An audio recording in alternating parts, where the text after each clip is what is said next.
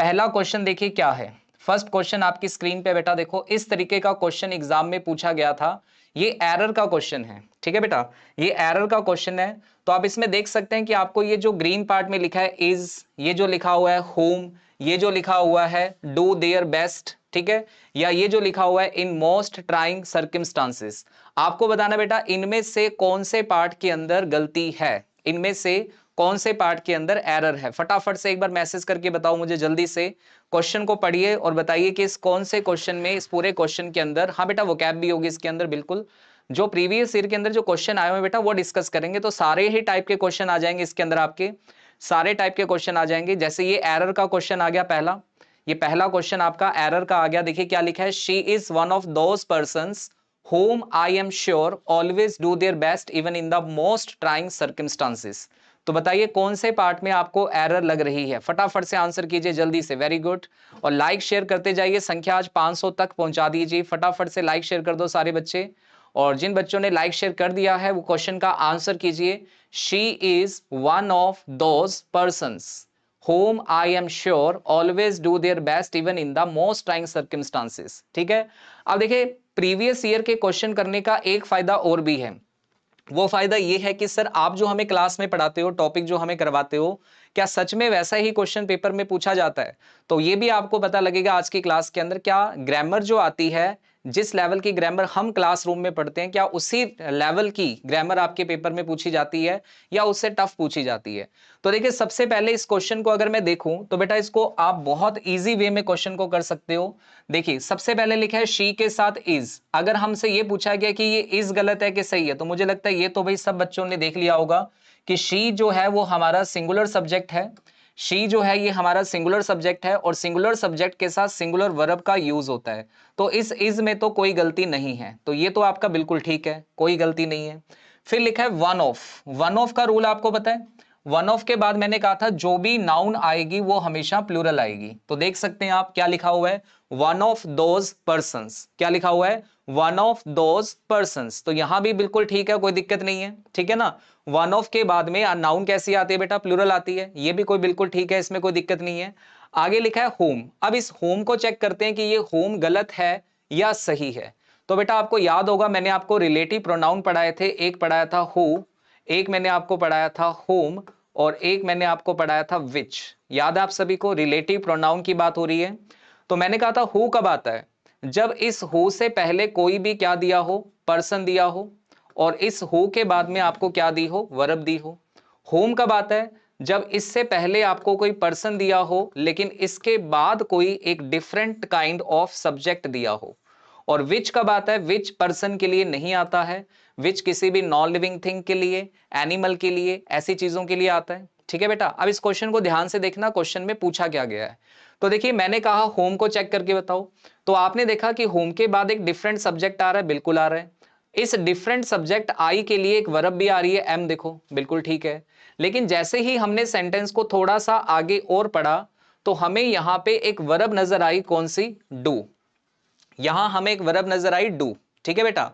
अब अगर मैं आपसे पूछूं ये जो डू वर्ब आ रही है ये किसके लिए आ रही है, देखो शी सब्जेक्ट था, इसके लिए अपनी वर्ब आ चुकी है, बिल्कुल ठीक है। यहां देखो आई सब्जेक्ट था, आपकी वर्ब आ चुकी है एम, ये भी बिल्कुल ठीक है। तो मैं आपसे पूछ रहा हूं ये जो डू वर्ब है इसका सब्जेक्ट कहां पे है, इसका सब्जेक्ट कहां पे है। तो बेटा आपको पता लगेगा कि इसका सब्जेक्ट तो है ही नहीं। अब आपको मैं बताता हूं, देखो कि ये जो हु होता है ये सब्जेक्ट का काम करता है, आज भी मैंने किसी क्लास में पढ़ाया था। और ये जो हुम होता है ये ऑब्जेक्ट का काम करता है। हमें चाहिए सब्जेक्ट, क्या चाहिए, हमें सब्जेक्ट चाहिए। तो इसलिए इस हुम को हटाकर इसकी जगह लग जाएगा क्या चीज, हु।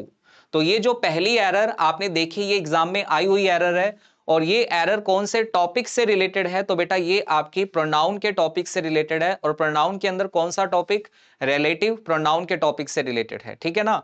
रिलेटिव प्रोनाउन के टॉपिक से रिलेटेड है। जब भी हमारे पास एक्स्ट्रा वर्ब होती है तो हम होम नहीं, हम किसका यूज करते हैं, हु का यूज करते हैं, ठीक है बेटा, हु का यूज करेंगे। ओके चलिए जी, समझ आ गया बेटा सभी को, ये क्वेश्चन बहुत आसान सा क्वेश्चन था। लाइक शेयर करते रहो बेटा वीडियो को, बहुत कम स्टूडेंट है, मेरे को तो उम्मीद थी कि आज ज्यादा होने चाहिए, आपने शेयर किया होगा सभी ने, लेकिन मुझे लगता नहीं कि आपने शेयर किया है, ठीक है। ज्यादा से ज्यादा शेयर कर दो, जो बच्चे जुड़ चुके हैं वो वीडियो को लाइक कर दो फटाफट से, ठीक है बेटा। तो ये पहला क्वेश्चन था, ये पिछले साल आया है पेपर में, प्रोनाउन के टॉपिक से आया है। और प्रोनाउन के अंदर भी अगर पूछे कौन से टॉपिक से आया है, तो प्रोनाउन के अंदर ये आया है आपका रिलेटिव प्रोनाउन से, ठीक है। अगले क्वेश्चन पे चलते हैं, चलिए। अब देखिए अगला क्वेश्चन क्या है। अगला क्वेश्चन लिखा है बेटा आपके सामने ये वाला, इसमें आपको एक फ्रेजल वर्ब बतानी थी। His professional ability proves that he is cut for this job। बताइए, फटाफट से आंसर बताइए क्या आएगा। His professional ability, हाँ बिल्कुल बेटा, देयर करेक्ट है, देयर वहां पे बिल्कुल करेक्ट है, उसके अंदर कोई गलती नहीं है, ठीक है। क्वेश्चन नंबर सेकंड क्या है, His professional ability proves that he is cut dash for this job। क्या आएगा, कट आउट आएगा, कट अप आएगा, कट डाउन आएगा, या कट इन आएगा। जल्दी से बताइए क्या आंसर आएगा इसका, कोशिश करो बताने की बेटा फटाफट से। चलिए जी, लाइक शेयर करते रहो, वीडियो को लाइक कर दो, जिन बच्चों ने अभी तक लाइक नहीं किया है फटाफट से लाइक कर दो। बहुत सारे क्वेश्चन है आज करने वाले, और हर क्वेश्चन में आपको कुछ ना कुछ सीखने को जरूर मिलेगा बेटा, ठीक है। इसलिए वीडियो को लाइक करते रहो साथ साथ के अंदर। गुड इवनिंग, गुड इवनिंग, जो लोग लेट जुड़े हैं सभी को गुड इवनिंग। चलिए जी, अब देखो इस क्वेश्चन का आंसर क्या आएगा। तो इसमें लिखा है हिज प्रोफेशनल एबिलिटी प्रूव्स, उसकी जो प्रोफेशनल एबिलिटी है ये प्रूव करती है कि he is cut dash for this job. तो वो इस जॉब के लिए क्या है, ठीक है, इस जॉब के लिए क्या है। तो यहां पे आपका आंसर आएगा कट आउट। क्या आंसर आएगा, कट आउट। कट इन क्या होता है, जब किसी को किसी काम से करने से रोक दिया जाए। कट डाउन का मतलब होता है किसी चीज को कट करके कम करना। कट अप का मतलब भी कट करने से होता है, लेकिन कट आउट का जो मीनिंग होता है वो होता है कि वो बंदा जो है उसकी प्रोफेशनल एबिलिटी ये प्रूव्स करती है कि वो इस जॉब के लिए बना है, या इस जॉब के लिए वो क्या है, सूटेबल है, ठीक है। तो यहां पे जो आपका राइट आंसर आएगा बेटा वो क्या आएगा, कट आउट आएगा, यानी कि ऑप्शन नंबर ए आएगा। तो ये क्वेश्चन आपको ये बताता है कि बेटा पेपर के अंदर कई बार फ्रेजल वर्ब नाम की एक चीज भी पूछी जाती है, ठीक है ना। फ्रेजल वर्ब नाम की एक चीज भी पूछी जाती है। अब ये फ्रेजल वर्ब क्या होती है, मैं थोड़ा सा इसके बारे में आपको बताता हूं। जैसे देखिए मैंने लिखा लुक, क्या लिखा मैंने, लुक। अब इस लुक के साथ अगर मैं एक प्रेपोजिशन जोड़ दूं इनटू, तो इसका मीनिंग क्या हो जाएगा, चेंज हो जाएगा। अब कट का मतलब तो कट होता है, लेकिन जैसे ही हमने कट के साथ ये वाले वर्ड जोड़े तो इनका एक अलग मीनिंग तैयार होता है, ठीक है, इनका एक अलग मीनिंग तैयार होता है। अब देखिए यहां पे जैसे मैंने लिखा लुक, तो लुक का मतलब तो हो गया देखना, लेकिन जैसे ही लुक के साथ इनटू जुड़ा तो इसका मतलब हो जाएगा इन्वेस्टिगेट करना। क्या हो जाएगा, इन्वेस्टिगेट करना। तो ये जो टॉपिक है आपका, ये है प्रेपोजिशन का टॉपिक, ठीक है। और प्रेपोजिशन के अंदर जो है आपके फ्रेजल वर्ब जरूर पूछे जाते हैं, तो इनको आपने पढ़ना है। इनकी पीडीएफ आप मुझसे ले सकते हो, टेलीग्राम पे भी मैं आपको अपलोड कर दूंगा। तो इनको जरूर पढ़ना बेटा, क्योंकि फ्रेजल वर्ब से क्वेश्चन कई बार आ जाता है पेपर में, ठीक है। और मैं क्लास में भी करवा दूंगा, रात वाली क्लास जो चल रही है हमारी उसमें भी करवा दूंगा, ठीक है। अगला क्वेश्चन, अगला क्वेश्चन पढ़ते हैं। देखो क्या लिखा है, क्वेश्चन पढ़िए। Ramu used very ugly words against his kind uncle, he through down the gauntlet before him. ये बेटा एक ईडियम है, क्या है, एक ईडियम है। आपको इस ईडियम का मतलब बताना है। ईडियम क्या है, through down the gauntlet, through down the gauntlet, ठीक है। इसका आंसर बताइए फटाफट से क्या आएगा, फटाफट से इस क्वेश्चन का आंसर कीजिए, इस ईडियम का आंसर कीजिए, क्या आएगा। जो बोल्ड में आपको दे रखा है थ्रू डाउन द गॉन्टलेट, इसका आंसर बताइए फटाफट से क्या आएगा। जल्दी जल्दी आंसर करो सारे बच्चे। ये ईडियम है बेटा, इस ईडियम का मीनिंग बताना है क्या होता है। क्या इस ईडियम का मतलब अब्यूज एंड इंसल्टेड होता है, किसी को गाली निकालना, किसी को इंसल्ट करना होता है। Behave as an important person, ऐसे बिहेव करना जैसे आप बहुत ज्यादा इंपॉर्टेंट हो। थ्रू द चैलेंज, किसी के सामने चैलेंज करना, ठीक है। या फिर पुट कंडीशंस, किसी के सामने शर्त रखना। क्या आंसर आएगा इसका, फटाफट से बताइए। तो सारे के सारे बच्चे जो आंसर कर रहे हैं वो है ऑप्शन ए, सारे के सारे बच्चे आंसर कर रहे हैं ऑप्शन ए को। लेकिन ऑप्शन ए बेटा आपका गलत आंसर है, ऑप्शन ए आपका गलत आंसर है, क्योंकि थ्रू डाउन द गॉन्टलेट का मतलब होता है किसी के सामने चैलेंज करना। अब इसको समझने का काम करते हैं। देखो ये जो गॉन्टलेट वर्ड है, ये जो गॉन्टलेट वर्ड है बेटा, इसका मतलब क्या होता है पता है। इसका मतलब होता है लोहे से धातु से बनी हुई कोई चीज, लोहे या धातु से बनी हुई कोई चीज होती है। अब मैंने हाथों में, अगर मान लो ग्लव्स, जो ग्लव्स होते हैं ना, आप इसको सर्च करोगे ना यूट्यूब पे, या सॉरी यूट्यूब पे क्या, गूगल पे जब आप सर्च करोगे तो आपको वहां पे ना इसकी फोटो पता क्या लिखी मिलेगी।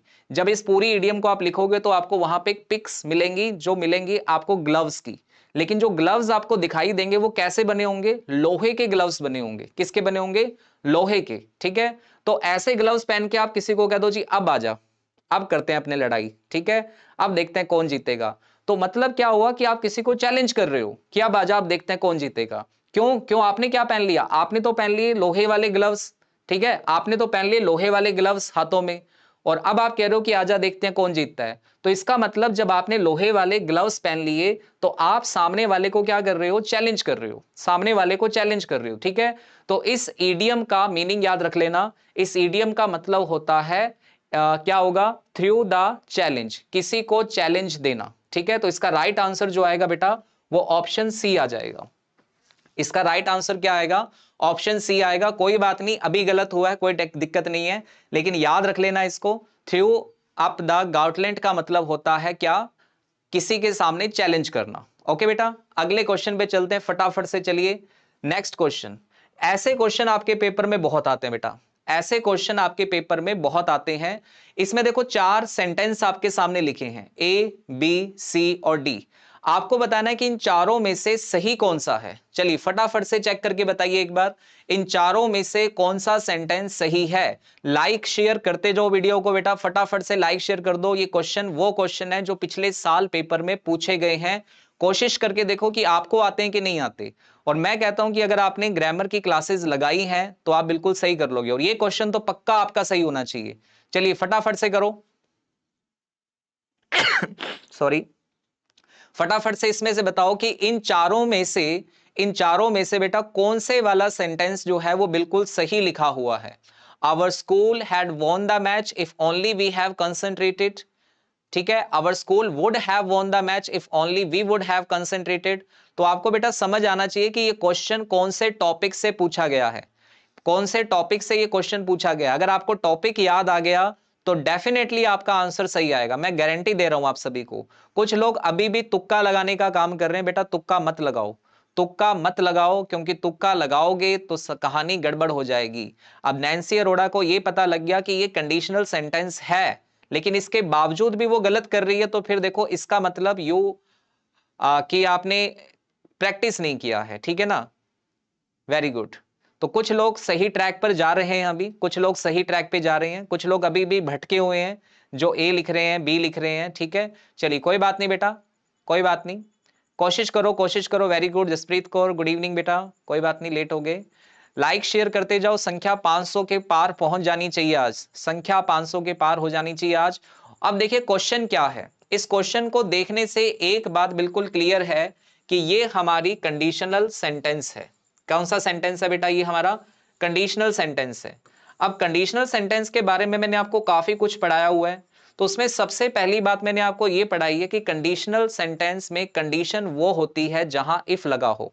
कंडीशनल सेंटेंस में कंडीशन वो होती है जहां इफ लगा हो। तो ये इफ वाले जो सेंटेंस हैं इधर वाले, ये हमारी क्या है, कंडीशंस हैं। क्या कंडीशन में कभी हम मॉडल का यूज करते हैं, आप कहोगे नहीं सर। तो ये जो वुड लगा है ये गलत हो गया, क्योंकि कंडीशन में मॉडल नहीं लगता। ये वाला वुड भी गलत हो गया, क्योंकि कंडीशन में मॉडल नहीं लगता है। अब देखो, अगर मैं पूछूं ये कंडीशन कौन से टेंस में है, तो आप कहोगे सर ये तो प्रेजेंट में चल रही है। क्या प्रेजेंट की कंडीशन का जो रिजल्ट होता है उसमें हैड आता है? क्या प्रेजेंट की कंडीशन का जो रिजल्ट होता है उसमें हैड आएगा? बिल्कुल भी नहीं आएगा। अगर मैं आपसे पूछूं बेटा ये कौन सी कंडीशन है, तो आप कहोगे सर ये हैड लगा हुआ है और ये साथ में वर्ब की थर्ड फॉर्म लगी हुई है। और हैड के साथ थर्ड फॉर्म लगने पर जो कंडीशन बनती है वो होती है पास्ट परफेक्ट कंडीशन। कौन सी होती है? Past perfect condition. और पास्ट परफेक्ट कंडीशन का रिजल्ट क्या होता है? तो मैंने आपको कहा था सब्जेक्ट आता है, वुड या शुड आता है, हैव आता है, थर्ड फॉर्म आती है। तो जो आपका सी वाला ऑप्शन है ये बिल्कुल सही है, बाकी कोई भी ऑप्शन आपका सही नहीं है। अब देखो ये क्वेश्चन कहां से पूछा गया है, आप सबको याद हो गया होगा, समझ में आ गया होगा। ये क्वेश्चन है बेटा हमारा कौन सा, कंडीशनल सेंटेंस का। मैंने आपको 3 कंडीशन पढ़ाई थी, मैंने आपको 3 कंडीशन पढ़ाई थी बेटा कि अगर कंडीशन प्रेजेंट में हो तो रिजल्ट में क्या आता है, रिजल्ट में सब्जेक्ट आता है, विल या शैल आता है, वर्ब की फर्स्ट फॉर्म आती है। अगर कंडीशन पास्ट में हो तो रिजल्ट के अंदर सब्जेक्ट आएगा, वुड या शुड आएगा, वर्ब की फर्स्ट फॉर्म आएगी। और अगर आपकी कंडीशन पास्ट परफेक्ट में हो तो आपके रिजल्ट के अंदर सब्जेक्ट आएगा, वुड या शुड आएगा, हैव आएगा और वर्ब की थर्ड फॉर्म आएगी। अब ये चीज आपने पढ़ी हुई है, देखो बेटा ये चीज आपने बिल्कुल पढ़ी हुई है और आपको सिर्फ यहां पे चेक करना था कि इनमें से सही कौन सा है। तो देखो मैंने इस ऑप्शन को हटा दिया क्योंकि इफ वाले पार्ट में कभी मॉडल नहीं लगता। डी, कुछ बच्चे डी आंसर कर रहे थे।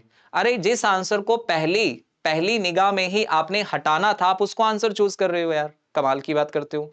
ठीक है, ये देखो इसमें भी इफ लगा है, इफ वाले पार्ट में मॉडल लगा है, ये भी गलत हो गया। अब अगर इस बात को सही मानते तो ये कंडीशन प्रेजेंट में है, प्रेजेंट की कंडीशन के अंदर तो ठीक है, लेकिन रिजल्ट में हैड कैसे आ सकता है, ये भी गलत हो गया। तो बचा आपके पास क्या, सी ऑप्शन। कितना आसान क्वेश्चन है।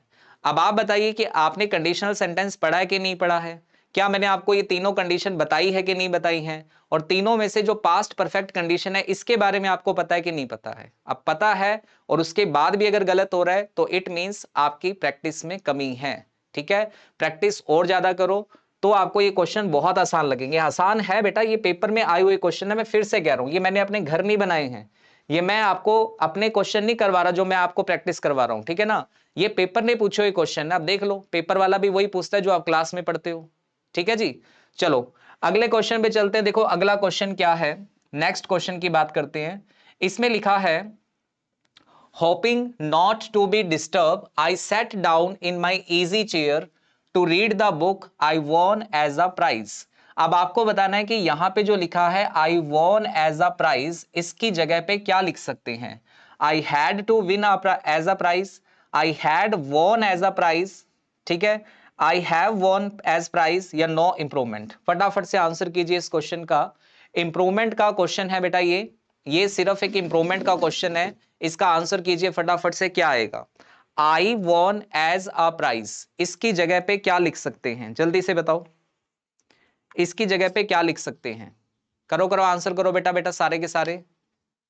हाँ जी बिल्कुल, ये पंजाब पुलिस का पेपर है जो अभी हम सॉल्व कर रहे हैं। ये पंजाब पुलिस का पेपर है, देख लो अब कैसा पेपर आया था।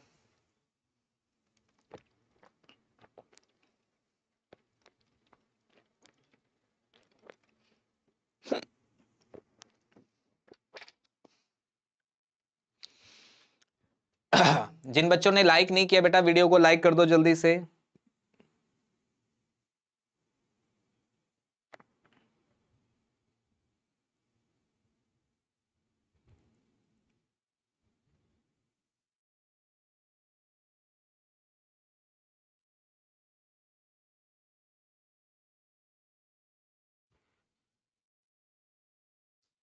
चलिए जी, तो देखो इस क्वेश्चन के अंदर क्या पूछा गया था। Hoping not to be disturb I sat down in my easy chair to read the book, ठीक है, I won as a prize. देखो पहली बात तो देखो यहां पे एक काम हो रहा है पास्ट के अंदर, क्या किया वो बैठ गया। ठीक है, बैठ गया क्या करने के लिए, बुक को पढ़ने के लिए बैठ गया। ठीक है, बैठने का काम जो हो रहा है देखो सेट, यानी कि सिट की कौन सी फॉर्म है, सेकंड फॉर्म है।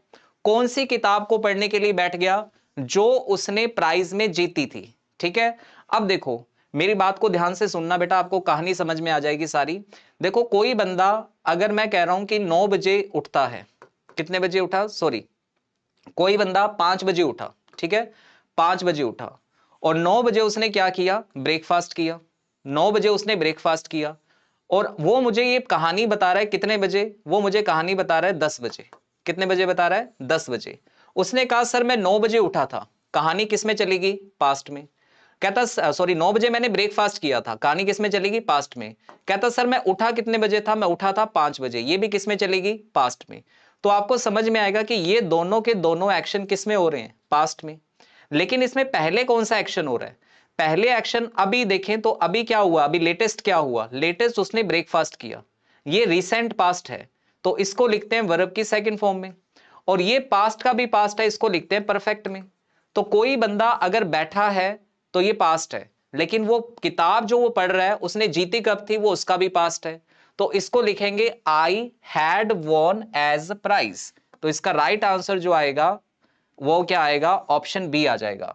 I had won as a prize, as a prize आएगा, इसमें ध्यान रखना, एज आ प्राइज, ठीक है। I had won as a prize, had to नहीं आएगा क्योंकि हैड टू लगाने से तो मॉडल बन जाएगा। ओके, तो यहां पे जो आपका राइट आंसर आएगा वो आएगा ऑप्शन बी। ऑप्शन बी इसका बिल्कुल करेक्ट आंसर होगा, ठीक है। जिन बच्चों ने बी किया है वो ठीक है, बाकियों का गलत है। अगला क्वेश्चन देखो, अब ये बहुत ही आसान क्वेश्चन पूछा गया था, देखो, टू मच ऑफिशियल फॉर्मेलिटी, बहुत ज्यादा ऑफिशियल फॉर्मेलिटीज जो होती हैं उनके लिए सिंगल वर्ड क्या आएगा, उनके लिए सिंगल वर्ड क्या आएगा, चलो फटाफट से आंसर करो सारे। ब्यूरोक्रेसी आएगा, रेड टैपिज्म आएगा, डिप्लोमेसी आएगा या ऑटोक्रेसी आएगा, फटाफट करो जल्दी से। वेरी गुड वेरी गुड, जिनका भी सही है बेटा, सबका सही है तो बहुत अच्छी बात है। लाइक शेयर करते रहो बेटा साथ साथ के अंदर। लाइक शेयर करोगे तब वधिया रहू, कम औखा पता मैं पर करना पऊ। करो करो बेटा, लाइक शेयर कर दो सारे के सारे बच्चे। Very good very good. क्या लिखा है, क्वेश्चन को पढ़िए, देखो क्वेश्चन क्या है, too much official formality, too much official formality, ठीक है। मतलब जहां पे बहुत ज्यादा ऑफिशियल फॉर्मेलिटीज होती हैं, कभी कभी आप सरकारी दफ्तर में जाते हो, तो सरकारी दफ्तर में जाते हो तो वहां बहुत ज्यादा ऑफिशियल फॉर्मेलिटी होती हैं, कभी ये वाला फॉर्म भरो, कभी वो वाला फॉर्म भरो, कभी उस टेबल पे जाओ, कभी इस टेबल पे जाओ। तो ये जो होती है, ये वाली जो फॉर्मेलिटीज होती है, इसके लिए एक सिंगल वर्ड अगर आपसे पूछा गया है क्या होगा, तो देखिए ब्यूरोक्रेसी, क्रेसी वर्ड के बारे में मैंने आपको बताया था, जब क्रेसी वर्ड आता है it is talking about government, ये तो गवर्नमेंट की बात करता है, ठीक है, ये गवर्नमेंट की बात करता है, इसलिए ये वाला आंसर तो हमारा हो नहीं सकता। दूसरा ऑप्शन है रेड टैपिज्म, बिल्कुल काफी सारे बच्चों ने आंसर किया है रेड टैपिज्म, इसे हिंदी में कहते हैं लाल फीता शाही, क्या कहते हैं इसे, लाल फीता शाही, ठीक है। यानी ऑफिस के अंदर कौन सा पेन चलता है, लाल पेन चलता है, और बार बार उस लाल पेन का यूज किया जाता है कि यहां करो वहां करो ये करो वो करो, तो इस चीज को कहते हैं, इस चीज को कहते हैं बेटा क्या, टू मच ऑफिशियल फॉर्मेलिटी। तो इसका राइट आंसर जो आएगा वो आएगा ऑप्शन बी। जिन बच्चों ने भी रेड टैपिज्म को आंसर किया है वो बिल्कुल बिल्कुल ठीक है, ठीक है, बिल्कुल ठीक है। तो यहां पे राइट आंसर क्या होगा, रेड टैपिज्म, याद कर लेना इसको, रेड टैपिज्म का मतलब क्या होता है, too much official formalities. Okay, हाँ जी, अगले क्वेश्चन पे चलते हैं, आ जाओ। अगला क्वेश्चन देखिए, ये फिलअप का क्वेश्चन आ गया, फिलअप का क्वेश्चन है बेटा। इसमें आपको देखो दो फिलअप दिए हैं, एक यहां पे और एक यहां पे, आपको बताना है कि इन दोनों के अंदर क्या आना चाहिए। लिखा है, it is indeed that 40 years after independence we have failed to dash a suitable education और एग्जामिनेशन सिस्टम। चलिए जी, इसका आंसर कीजिए फटाफट से, क्या आंसर आएगा। जिन बच्चों का सही है बेटा बहुत बढ़िया है, जिन बच्चों का आंसर सही आता है बहुत अच्छा है। चलो इस क्वेश्चन का आंसर करो, ये आसान है। दोनों के दोनों फिलअप्स के अंदर क्या आएगा, पहले में लिखा है it is indeed dash that 40 years after independence, की आजादी के 40 साल के बाद भी वी हैव फेल्ड, हम फेल हो गए, to dash a suitable education और एग्जामिनेशन सिस्टम, एक सुटेबल एजुकेशन देने में और एग्जामिनेशन सिस्टम को क्या करने में हम फेल हो गए। बताइए फटाफट से आंसर कीजिए, करो करो बेटा करो। Very good very good. Poor और क्रिएट, एक बच्चा लिख रहा है पुअर और क्रिएट, कुछ बच्चे सी लिख रहे हैं, सी ज्यादा लिख रहे हैं, ए भी लिख रहे हैं। पढ़ो बेटा, देखो दोनों ब्लैंक्स को ध्यान से पढ़ो, एक को देख के आंसर मत करो कि पहले में ये सही लग रहा है, दूसरे में, दूसरे को भी पढ़ो, दूसरे के अंदर क्या सही हो सकता है, कि हम क्या करने में फेल हो गए, जो हमारा सूटेबल एजुकेशन और एग्जामिनेशन सिस्टम है उसको क्या करने में फेल हो गए, उसको प्रोड्यूस करने में, उसको इवॉल्व करने में, उसको क्रिएट करने में, या उसको प्रेजेंट करने के अंदर। बताइए जल्दी जल्दी आंसर करो सारे बच्चे। Very good very good. Like share करते जाओ बेटा, वीडियो को लाइक कर दो, संख्या बढ़ा दो और ज्यादा, अभी कम है। चलो जी, अब देखो इस क्वेश्चन को अगर हम ध्यान से देखें तो पहली बात लिखी है कि इट इज इंडीड, ये देखो हम 40 सालों में भी अगर कोई चीज नहीं दे पाए तो ये हमारे लिए कैसी बात है। क्या ये ऑब्जेक्शनेबल है, बिल्कुल नहीं, इसमें कोई ऑब्जेक्शन वाली बात थोड़ी है। हम 40 सालों में कोई काम नहीं कर सके तो ये हमारे लिए कैसी बात है, ये हमारे लिए बैड हो सकता है, ये हमारे लिए सैड हो सकता है, पुअर नहीं हो सकता। ठीक है, तो सी और डी को तो बाहर कर दो, सी और डी को तो बाहर कर दो। समझ आ गई बात। अब वो कह रहा है कि जो हम फेल हो गए क्या करने में, जो हमारा एजुकेशन और एग्जामिनेशन सिस्टम है उसको प्रोड्यूस करने में। बेटा प्रोड्यूस तो था, वो प्रोड्यूस तो है पहले से, ठीक है ना, प्रोड्यूस नहीं करना अपने को, प्रोड्यूस तो पहले से, हमें उसे क्या करना है, डेवलप करना है। उसे हमें क्या करना है, डेवलप करना है। डेवलप करने का ही एक सिनोनिम होता है इवॉल्व। डेवलप करने का ही एक सिनोनिम होता है,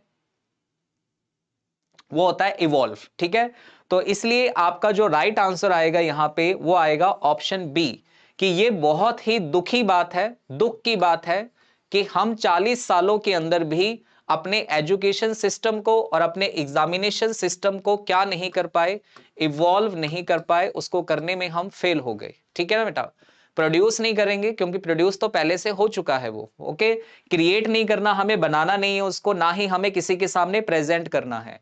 हमें अपने एजुकेशन सिस्टम को क्या करना है, डेवलप करना है, इवॉल्व करना है। तो इसलिए राइट आंसर जो आएगा बेटा इसके अंदर वो आएगा ऑप्शन बी। ऑप्शन बी बिल्कुल यहां पे करेक्ट आंसर होगा। ठीक है, कोई बात नहीं, गलत हो रहा है मैं कह रहा हूं, दिक्कत नहीं है, कोई दिक्कत नहीं है बेटा, पढ़ते जाओ। ठीक है, आगे देखिए नेक्स्ट क्वेश्चन, सही भी होंगे, गलत हुए हैं तो सही भी होंगे। अब देखो इस क्वेश्चन के अंदर क्या लिखा है, he was charge with abetting the murder of an innocent child.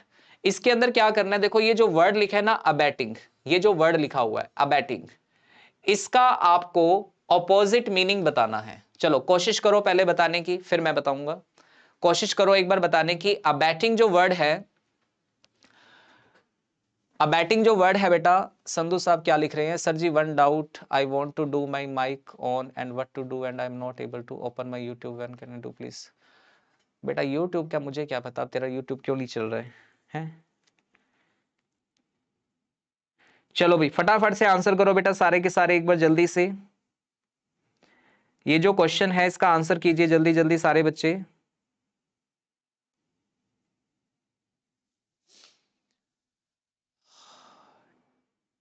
नहीं बेटा अमनदीप कौर, इंग्लिश की ट्रांसलेशन जो आती है पंजाबी बनानी, वो ईटीटी के एग्जाम में आती है, आपके एग्जाम में नहीं आएगी।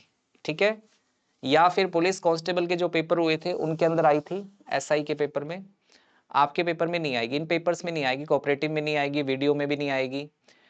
देखो अबैटिंग का मतलब क्या होता है बेटा, ध्यान से सुन, ध्यान से सुनना। अबैटिंग का मतलब होता है कि देखो उसके ऊपर चार्ज लगाया गया, क्या लगाया गया, उसके ऊपर चार्ज लगाया गया, आरोप लगाया गया कि उसने अबैटिंग किया है। अबैटिंग किया है murder of an innocent child, कि एक बच्ची का, इनोसेंट चाइल्ड का मर्डर हुआ और उसके लिए उसने किसी को अबैट किया। अबैट का मतलब होता है किसी को प्रोवोक करना।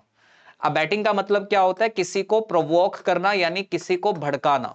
ठीक है, अब भड़काने का ही एक सिमिलर वर्ड होता है इंस्टिगेट। इंस्टिगेट का मतलब भी क्या होता है, किसी को भड़काना।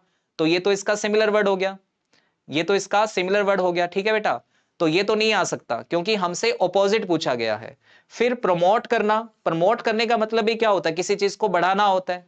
प्रमोट करने का मतलब भी किसी चीज को क्या होता है, बढ़ाना होता है। और सपोर्ट करने का मतलब भी किसी चीज को बढ़ाना होता है। तो ये सारे के सारे जो मीनिंग है तीनों के तीनों, ये तो इसका सिमिलर मीनिंग दे रहे हैं। तो आपको समझ आ ही गया होगा अब कि अगर ये तीनों सिमिलर हैं तो इसका ऑपोजिट मीनिंग क्या होगा, इसका ऑपोजिट मीनिंग होगा बेटा baffle.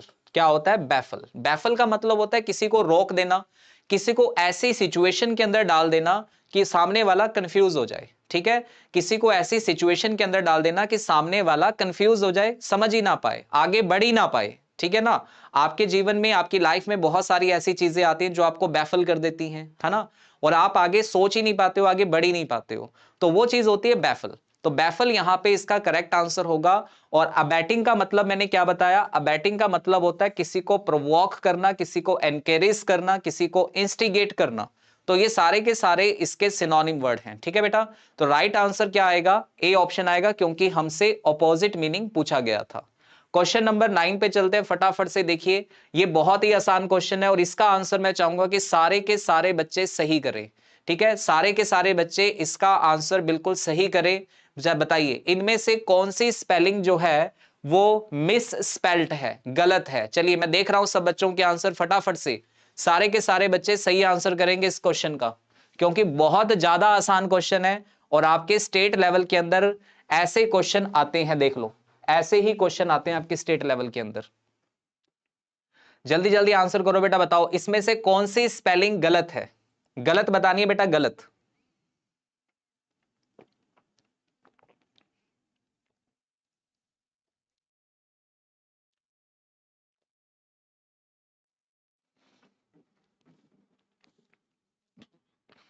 Very good very good.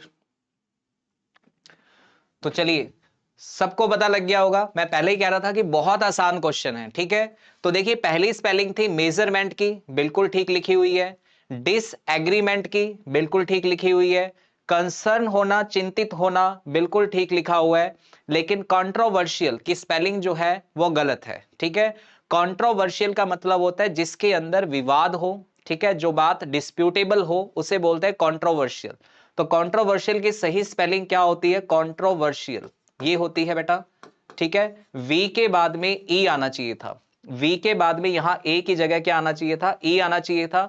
तो आपका राइट आंसर जो आएगा वो आएगा ऑप्शन डी। तो काफी सारे बच्चों का ये क्वेश्चन सही है, इसका राइट आंसर आएगा ऑप्शन डी, ठीक है। मिस स्पेल्ट को लेकर आपके एग्जाम में क्वेश्चन पूछे जाते हैं, ध्यान रखना। देखो आज की क्लास से आपको ये आइडिया भी हो जाएगा, आज की क्लास से बेटा आपको ये आइडिया भी हो जाएगा कि पेपर में क्वेश्चन किस तरीके के आते हैं, ठीक है ना। आपको ये भी पता लगेगा किस तरीके के क्वेश्चन पेपर में आते हैं, क्या क्या चीजें हमसे पूछी जाती हैं। जैसे अब आपको पता लग गया कि जैसे करेक्शन वाला सेंटेंस आपसे पूछा जाता है, वो एरर से रिलेटेड हो गया, ठीक है। आपसे सिनोनिम्स पूछे जाते हैं, आपसे एंटोनिम्स पूछे जाते हैं, आपसे वन वर्ड पूछे जाते हैं, आपसे ईडियम पूछी जाती हैं, ठीक है। एक एक क्वेश्चन इन सभी से आता है, ये बात मैं आपको पहले भी बहुत बार बता चुका हूं, पहले भी आपको मैं बहुत बात बता चुका हूं, ठीक है। तो इसलिए ध्यान रखना कि आज आपको यह पता लगेगा कि किस किस टाइप के क्वेश्चन आएंगे। हाँ ये सभी बेटा प्रीवियस ईयर में आए हुए क्वेश्चन है, इनमें से कोई भी मैंने अपने हाथों से प्रिंट नहीं करवाया है कि ये वाला क्वेश्चन डाल दो, ये सारे के सारे जो है प्रीवियस ईयर के क्वेश्चंस हैं, ठीक है। तो एक क्वेश्चन और रह गया, अभी एक पेपर खत्म हो जाएगा ये अपना। चलिए पीक्यूआरएस का क्वेश्चन आता है, देखो पीक्यूआरएस का क्वेश्चन आता है, एक दिन मैंने क्लास में करवाए भी थे आपको, रात वाली क्लास में ही, ठीक है। चलो फटाफट से बच्चों इसको बना के दिखाओ जल्दी से, पीक्यूआरएस बना के दिखाओ, इसका क्या बनेगा, जल्दी जल्दी बनाओ सारे बच्चे।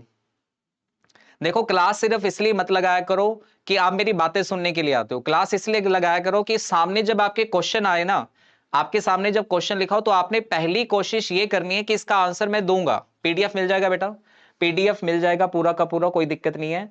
आंसर किया करो, सबसे पहले कोशिश किया करो कि अगर ये क्वेश्चन मैं करता तो इस क्वेश्चन का आंसर मैं क्या करता। फिर उसके बाद मैं जब आपको बताऊंगा तो आपको पता लगेगा कि आपका आंसर गलत था या सही था। चलिए फटाफट से आंसर कीजिए बच्चों इसका। He was so kind and generous that, ये पहली लाइन है, इसके बाद की चार लाइनें जो है पी क्यू आर एस, ये आपने अरेंज करनी है। करो अरेंज करो बेटा, क्या बनेगा इसका सही arrangement. He not only made others do so but also helped the needy himself। कीजिए आंसर कीजिए इसका सभी बच्चे, आसान क्वेश्चन है बेटा, बहुत आसान है।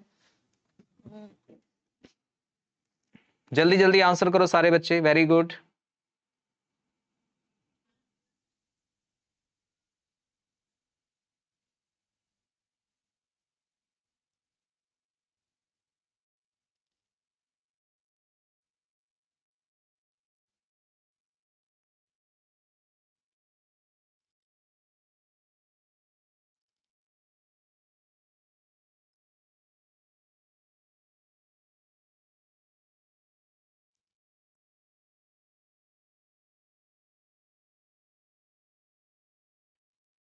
चलो जी, अब देखो इस क्वेश्चन को करने का तरीका क्या था मैं बताता हूं। इस क्वेश्चन को करने का तरीका था बेटा, देखो यहां पे लिखा हुआ है नॉट ओनली और यहां लिखा हुआ है बट ऑल्सो। अब ध्यान से सुनना मेरी बात को, आपको याद होगा कि आपने ग्रामर की क्लास में कंजंक्शन पढ़ा है बेटा, नॉट ओनली, और नॉट ओनली का जो पेयर होता है वो क्या होता है, बट ऑल्सो। नॉट ओनली का पेयर क्या होता है, बट ऑल्सो। मैंने आपको एक और बात बताई थी कि जैसी चीज नॉट ओनली के बाद आती है, जो भी पार्ट ऑफ स्पीच आता है, वैसी सेम चीज बट ऑल्सो के बाद में आती है। अब देखो नॉट ओनली के बाद में और बट ऑल्सो के बाद में सेम चीज आएंगी। अब इनमें सेम चीज क्या है, he not only, he not only, देखो नॉट ओनली तो पहले ही आएगा ना, बट ऑल्सो तो बाद में आएगा, यानी आर वाली लाइन पहले नहीं आ सकती, ठीक है। आर वाली लाइन किसी भी हाल में पहले नहीं आ सकती, पहले आ सकती है P S P Q, R तो देखो आ ही नहीं रही, इसको तो पता ही है पेपर वाले को, ठीक है। He not only, he not only made other do so, he not only help the needy himself। ना तो देखो वो खुद करता है, ना तो वो खुद करता है, ना किसी को करने देता है। तो he not only helped, देखो इसके बाद में वर्ब की सेकंड फॉर्म आ गई, फिर but also made, इसके बाद भी वर्ब की क्या आ गई, सेकंड फॉर्म आ गई। तो P के बाद में पहली लाइन कौन सी आएगी, S, PS, PS आते ही आपका आंसर आ जाएगा ऑप्शन ए। PS आते ही आपका जो ऑप्शन आएगा वो आएगा आंसर ए आ जाएगा। बस खत्म हो गया, इतना सा काम करना था। ठीक है, पढ़ के देख लो इसको।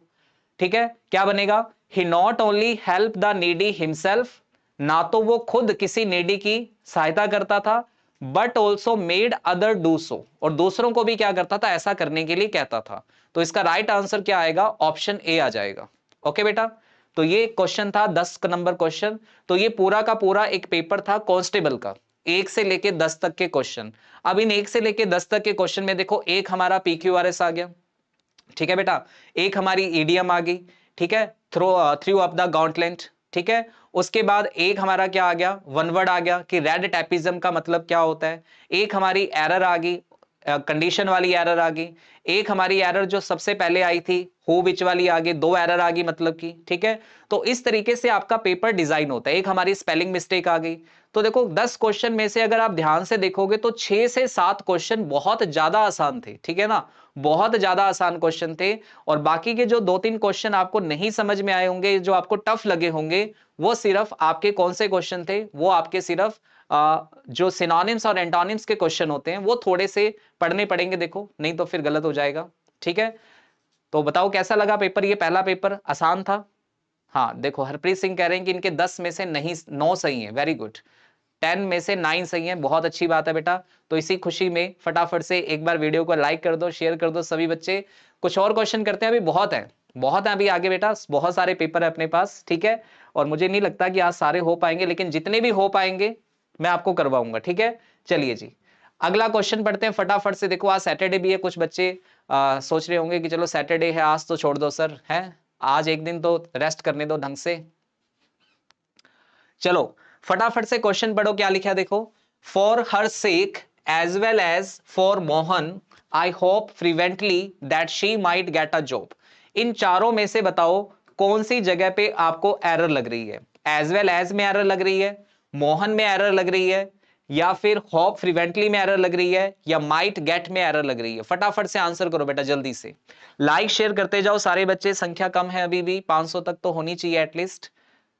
हाँ बिल्कुल, एसएससी में भी आते हैं ये सारे क्वेश्चन बेटा, एसएससी में भी आते हैं सारे क्वेश्चन। जो लोग एसएससी सीएचएसएल का पेपर दे के आए होंगे उनको मिले होंगे ऐसा question.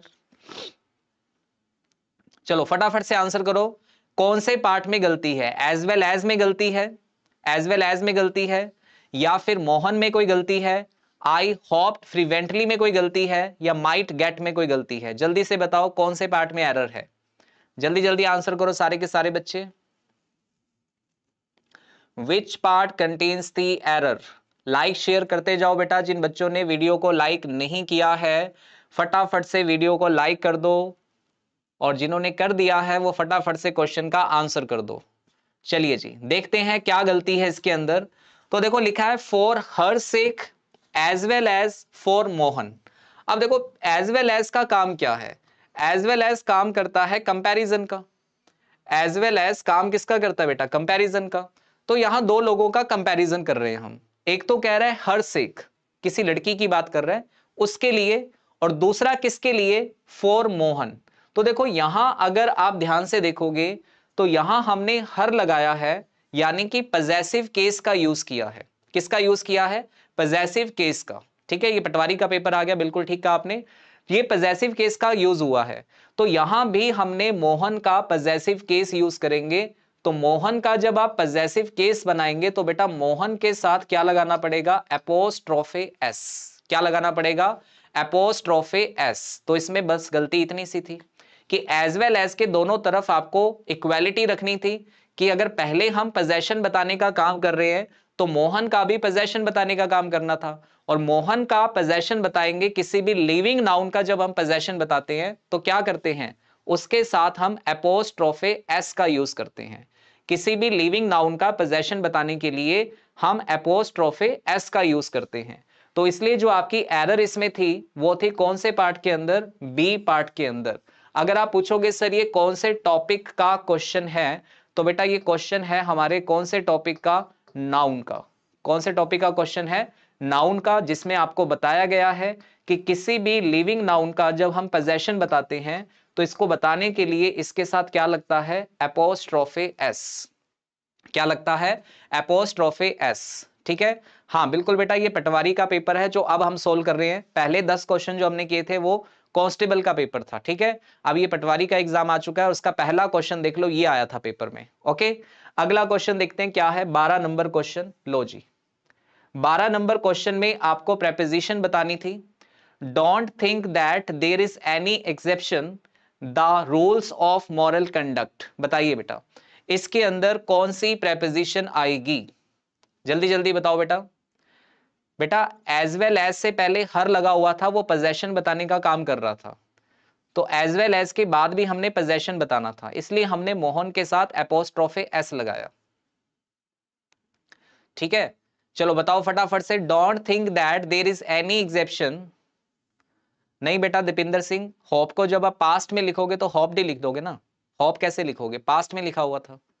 Don't think that there is any exception the rules of moral conduct, इसमें कौन सी प्रेपोजिशन आनी थी। तो बहुत आसान सा क्वेश्चन था, अगर आपने कभी फिक्स प्रेपोजिशन पढ़ी है तो एक्सेप्शन के साथ बेटा यहां प्रेपोजिशन लगेगी कौन सी, टू। ये बहुत आसान सा क्वेश्चन है वैसे तो, अगर आपने पढ़ा हुआ है तो आपको कुछ नहीं करना था, इसके अंदर सीधा डायरेक्ट आंसर टिक करना था। ठीक है, एक्सेप्शन के साथ आपको यहां प्रेपोजिशन यूज करनी है बेटा टू वाली। कौन सी प्रेपोजिशन यूज करनी है, टू प्रेपोजिशन यूज करेंगे। ठीक है, अगला क्वेश्चन देखो 13 नंबर। चलो ये बता दो, ये बस आसान क्वेश्चन है। ये देखो फिर ईडीएम आ गई। पंजाब स्टेट के लेवल जो पेपर होते हैं ना बेटा, उनका लेवल सेट होता है, पहले से हमें पता होता है कि कौन से पार्ट से कितने क्वेश्चन आने वाले हैं। हर पेपर के अंदर आपको एक क्वेश्चन ईडीएम का मिलेगा ही मिलेगा। अब देखो ईडीएम क्या पूछी गई है आपसे, चलो इसका आंसर करो जल्दी से। क्या पूछा गया है, it was such a strange affair that I would not make head और टेल ऑफ इट, हेड और टेल ऑफ इट। तो मेनली आपको यहां यह बताना है,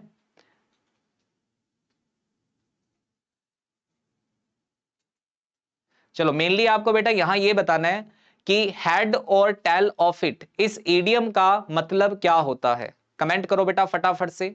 ऑप्शन क्या आएगा, फेस इट आएगा किसी चीज को सामना करना, टॉलरेट आएगा किसी चीज को सहन करना, रिमेंबर आएगा किसी चीज को याद करना, या फिर अंडरस्टैंड आएगा किसी चीज को समझना। बताइए, हेड और टेल ऑफ इट, किसी भी चीज का हेड और टेल ऑफ इट, इसका आंसर क्या आएगा, जल्दी जल्दी बताओ बेटा सारे बच्चे। लाइक शेयर करते जाओ बेटा, जिन बच्चों ने लाइक नहीं किया है फटाफट से वीडियो को लाइक कर दो, शेयर कर दो। ये आपके एक मतलब की चीज है, आपके काम की क्लास है बेटा, जल्दी जल्दी लाइक शेयर करो सारे बच्चे। और जिन्होंने कर दिया है वो फटाफट से आंसर कीजिए, क्या आंसर आएगा, जल्दी जल्दी आंसर करो सारे बच्चे। वेरी गुड, बहुत खूब।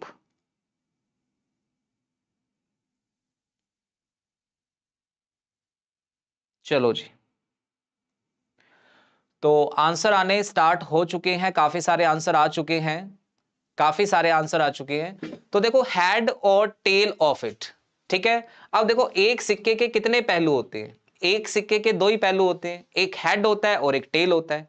और हमने दोनों को क्या कर लिया, हेड भी है और टेल भी है, मतलब दोनों की दोनों चीजें हमने कवर कर ली। मतलब ये हुआ कि हेड और टेल का मतलब होता है किसी चीज को पूरे तरीके से अंडरस्टैंड करना। ठीक है ना, हेड और टेल का मतलब क्या होता है बेटा, किसी भी चीज को पूरी तरीके से क्या करना, अंडरस्टैंड करना, समझना होता है। टॉलरेट करना नहीं होता है ममता जी, टॉलरेट करने का मतलब सहन करना होता है। अगर आपको फिर भी नहीं समझ में आता तो आप ऊपर वाली लाइन को भी पढ़ के थोड़ी सी हेल्प ले सकते हैं कि ये वाला जो it was such a strange affair, ये जो अफेयर था, ये जो मामला था, ये कैसा था, स्ट्रेंज था। आई वुड नॉट मेक, इसलिए देखो स्ट्रेंज था, स्ट्रेंज का मतलब मेरे लिए बिल्कुल डिफरेंट चीज थी, ये स्ट्रेंज था, इसलिए मैं इसे क्या नहीं कर पाया, इसलिए मैं इसे समझ नहीं पाया। ठीक है ना, आप अगर ईडियम ऐसे लिखी आ जाए ना, कभी भी सेंटेंस के अंदर लिखी आ जाए, तो आप इस ऊपर वाले सेंटेंस को पढ़ के भी आइडिया लगा सकते हो कि वो क्या कहना चाहता है। वो कहना चाहता है कि मेरा जो मुद्दा था, जो इशू था, जो अफेयर था, वो क्या था, वो स्ट्रेंज था, और वो स्ट्रेंज था इसलिए क्या हो गया, मैं उसको समझ नहीं पाया। आई कांट या I would not make head और टेल ऑफ इट। ठीक है, तो आपको इसकी मदद से यहां पे आंसर मिल जाएगा। तो इसका आंसर क्या आएगा बेटा? इसका आंसर आएगा अंडरस्टैंड इट। डी ऑप्शन बिल्कुल करेक्ट आंसर होगा। बहुत आसान क्वेश्चन है, देख सकते हो आप। ठीक है, बहुत इजी क्वेश्चन है। अगला देखो, अब देखो ये फिर वैसा ही क्वेश्चन आ गया जैसे पहले आया था। अब इस क्वेश्चन के अंदर आपको फिर से बताना है कि इन चारों में से कौन से वाला सेंटेंस सही है। चलो फटाफट से आंसर करो, जल्दी जल्दी। देखते हैं कितने बच्चे सही कर पाते हैं। इन चारों में से कौन से वाला सेंटेंस सही है? चारों में से कौन सा सही लिखा हुआ है? The villagers were enjoying winter evening around the fire. The villagers were enjoying winter evening around a fire. The villagers were enjoying winter evening around fire. The villagers were enjoying winter evening round fire. तो फटाफट से answer कीजिए, इन में से कौन सा option सही है? इनमें से कौन सा ऑप्शन सही है? ए, बी, सी या डी? जल्दी जल्दी आंसर करो सारे बच्चे, कौन सा ऑप्शन सही है इनमें से? अब आपको पता लगेगा कि देखो चीजों को इतना ध्यान से पढ़ने से, इतना डिटेल में पढ़ने से, कॉन्सेप्ट क्लियर करने से आंसर कैसे जल्दी आते हैं। करो करो बेटा, जल्दी करो। Very good, very good. तो ज्यादातर आंसर जो यहां पे आ रहा है वो है ऑप्शन ए। ऑप्शन ए सबसे ज्यादा आंसर आ रहा है। लाइक शेयर करते जाओ बेटा। संख्या अभी भी 420, 425, 430 बस यहीं तक जा रही है। 500 तक ले जाओ, फिर आपको मैं एक अच्छी सी बात बताऊंगा। फिर मैं आपको एक अच्छी सी बात बताऊंगा। जल्दी जल्दी आंसर करो। वेरी गुड, वेरी गुड, शाबाश बच्चे। अब देखो क्वेश्चन को करने का तरीका क्या था। क्वेश्चन को करने का तरीका क्या था? देखो बहुत सिंपल क्वेश्चन था, ये पेपर में आया हुआ है पटवारी के एग्जाम के अंदर। अब देखो इस क्वेश्चन के अंदर लिखा है द विलेजर्स, प्लूरल है, वर इंजॉइंग विंटर इवनिंग। यहां तक सारे के सारे सेंटेंस सेम है, देख लो। यहां तक सारे के सारे सेंटेंस सेम है। यहां तक सारे के सारे सेंटेंस सेम है। गड़बड़ सिर्फ आगे थी। तो देखो आगे एक वर्ड लिखा है फायर। क्या लिखा है? फायर। पुष्पा नाम सुन के फायर है, फ्लावर समझा था क्या? अपुन क्या है? फायर। तो मुझे एक बात बताओ, ये फायर जो नाउन है बेटा, ये काउंटेबल है या अनकाउंटेबल है? काउंटेबल है या अनकाउंटेबल है? जल्दी बताओ एक बार। जो आपकी फायर नाउन है बेटा, ये काउंटेबल है या अनकाउंटेबल है? तो आपको पता लग जाएगा कि सर फायर तो अनकाउंटेबल होती है। और अगर फायर अनकाउंटेबल होती है तो उसके साथ हम आर्टिकल ए और एन का यूज नहीं कर सकते। ठीक है, आर्टिकल ए और एन का यूज नहीं कर सकते हैं। तो इसलिए जो ये ए आर्टिकल लगा है फायर के साथ, इस ऑप्शन को तो पहले बाहर निकाल दो। पहले तो इस ऑप्शन को बाहर निकाल दो। निकाल दिया बाहर। अब रह गए बाकी के ऑप्शन। अब बाकी के ऑप्शन को अगर ध्यान से देखो तो इसमें अराउंड है, इसमें अराउंड है, इसमें अराउंड है, इसमें राउंड है। ठीक है, अब पहले तो ये देखना है कि राउंड आएगा कि अराउंड आएगा। तो देखो राउंड का मतलब क्या होता है? राउंड का मतलब कोई भी सर्कुलर शेप होती है, कोई भी मतलब क्या कहते हैं, ओवल शेप होती है, ओवल शेप, या कोई भी स्पाइरल शेप जो इस तरीके से होती है, इनके लिए वर्ड यूज करते हैं राउंड। क्या वर्ड यूज करते हैं इनके लिए? राउंड। लेकिन अगर बात कर रहे हैं सराउंडिंग की, चारों तरफ की, तो वहां यूज होता है अराउंड। ये प्रेपोजिशन में पढ़ते हैं अपने, ठीक है ना, राउंड और अराउंड। तो यहां पे राउंड वर्ड गलत है, इसलिए डी ऑप्शन भी बाहर हो गया। डी ऑप्शन भी बाहर हो गया। और पर्टिकुलर एक फायर के पास आप बैठे हो तो आर्टिकल लगेगा द, इसलिए राइट ऑप्शन क्या आएगा? ए ऑप्शन आएगा। तो ये तीन चार बातें इसके अंदर देखनी थी, और ये तीन चार बातें जब आप देख लोगे अच्छे से तब आपका आंसर आएगा ए। तुक्केबाजी नहीं है इसके अंदर कोई भी, ठीक है ना। इसके अंदर कोई तुक्केबाजी नहीं है कि सर उठा के ए लगा दो, ना जीना। पहले हमने आर्टिकल ए वाला ऑप्शन गलत किया क्योंकि फायर एक अनकाउंटेबल नाउन है। फिर हमें यह पता लगा कि राउंड नहीं आएगा, इसमें अराउंड आएगा, चारों तरफ बैठे हैं हम आग के, और किसी पर्टिकुलर आग की हम बात कर रहे हैं, फायर की बात कर रहे हैं, तो वहां आर्टिकल दा लगेगा। इसलिए ऑप्शन जो है वो क्या आएगा? ऑप्शन ए आ जाएगा। ठीक है बच्चों, और काफी सारे बच्चों ने इसका आंसर ए लिखा भी है, बहुत अच्छी बात है भाई। अगला क्वेश्चन, अगला क्वेश्चन बताइए इसमें क्या आंसर आएगा? We were still standing in the queue when the film was beginning. चलिए ये वाला आंसर करके बताओ। ये टेंस से रिलेटेड क्वेश्चन है, अभी मैंने थोड़ी देर पहले भी ये बात बताई थी, एक बार फिर से बता दो। हाँ बिल्कुल नवीन जी, स्पेसिफिक है इसलिए दा आएगा। अगला क्वेश्चन जो है बेटा ये वाला बता दो, इसके अंदर क्या आएगा? फिल्म वॉज बिगिनिंग, ये सही है, या लिखेंगे film begins, film had begin, film begin, या नो इंप्रूवमेंट? फटाफट से बताओ बेटा, जल्दी से आंसर करो। Very good. ये आपका टेंस से रिलेटेड क्वेश्चन है, टेंस से रिलेटेड क्वेश्चन है बेटा, ये इसका आंसर करो जल्दी से, क्या आंसर आएगा? शाबाश। आपके पास ऑप्शंस हैं, इन ऑप्शन में से सेलेक्ट करना है कि कौन से वाला ऑप्शन सही है। We were still standing in the queue, हम अभी भी लाइन में खड़े थे, जबकि फिल्म जो है वो dash dash dash dash dash. बताइए क्या आएगा? जल्दी जल्दी बताओ क्या आएगा। अगर मैं बोल देता फिर तो आपको पता लग जाता, मैं अगर बोल देता फिर तो आपको आइडिया हो जाता। बताओ बेटा बताओ जल्दी। वेरी गुड वेरी गुड, शाबाश।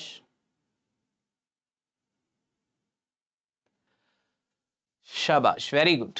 तो देखिए सबसे पहली बात कि ये कहानी जो ये बात चल रही है किस में चल रही है? पास्ट में। इस वर्ड से हमें पता लग रहा है कि कहानी किस में चल रही है? पास्ट में चल रही है। और अगर कहानी पास्ट में चल रही है तो ये ए वाला ऑप्शन वर्ब की फर्स्ट फॉर्म वाला प्रेजेंट वाला है, इसको तो हटा दो, ये तो आ ही नहीं सकता। ठीक है, हम जब लाइन में खड़े थे उस समय फिल्म क्या हो चुकी थी? स्टार्ट हो चुकी थी, यानी हम खड़े थे ये पास्ट की बात है, और फिल्म स्टार्ट हो चुकी थी ये उसका भी पास्ट है। नहीं समझे बात को? हम लाइन में खड़े थे, ये मैं पास्ट की बात बता रहा हूं कि मैं लाइन में खड़ा था और उससे पहले फिल्म स्टार्ट हो चुकी थी, तो ये पास्ट का भी पास्ट हो गया, यानी ये बन गया आपका पास्ट परफेक्ट। और पास्ट परफेक्ट के लिए क्या आता है बेटा? पास्ट परफेक्ट के लिए आता है हैड और उसके साथ वर्ब की थर्ड फॉर्म। तो इसलिए राइट आंसर क्या आएगा? राइट आंसर आएगा ऑप्शन बी, बेअंत कौर। सी नहीं आएगा, इसका आंसर आएगा ऑप्शन बी। ठीक है जी, ऑप्शन बी आएगा बेटा। ओके, समझ आ गई बात आपको सभी को? बहुत आसान क्वेश्चन था, ये पेपर में पूछा हुआ, देख लो, ये टेंस से रिलेटेड क्वेश्चन आपका। अगला क्वेश्चन देखते हैं नेक्स्ट क्या है। चलो जी, अगले क्वेश्चन का आंसर बताइए। Feeling inside you which tell you what is right and what is wrong. कभी कभी आपके अंदर, खुद के अंदर फीलिंग आती है कि क्या गलत है और क्या सही है, तो उस फीलिंग को क्या कहते हैं? बताइए। ऑप्शन है क्लेवरनेस, क्या उस फीलिंग को क्लेवरनेस कहते हैं? क्या उसे कंसाइंस कहते हैं? क्या उसे कॉन्सियसनेस कहते हैं? या उसे फियर कहते हैं? बहुत आसान सा क्वेश्चन पूछा हुआ, देख लो। और ये आपका वन वर्ड है, ये आपका वन वर्ड है। ठीक है, और अगर आपने कभी नहीं भी पढ़ा होगा तो भी मुझे लगता है कि ज्यादा से ज्यादा बच्चे इसका आंसर दे देंगे। तो फटाफट से कमेंट बॉक्स के अंदर इसका आंसर कीजिए पहले जल्दी से, क्या आंसर आएगा? कोई फीलिंग ऐसी जो आपको यह बताती है कि क्या गलत है क्या सही है। क्या वो क्लेवरनेस होती है, या वो कंसाइंस होता है, या वो कॉन्शियसनेस होता है, या वो फियर होता है? जल्दी जल्दी बताइए। Very good very good. मैं कह रहा हूं जिसने कभी नहीं भी पढ़ा ना ये वाला वन वर्ड, वो भी ऑप्शन देख के बता देगा, और कोशिश कीजिए बताने की, मुझे पता आप सब बता दोगे। वेरी गुड, बहुत अच्छे बात। जितने भी आंसर अभी तक मैं देख पा रहा हूं बहुत सारे आंसर सही हैं, बहुत सारे बच्चों के आंसर सही हैं। वेरी गुड, शाबाश।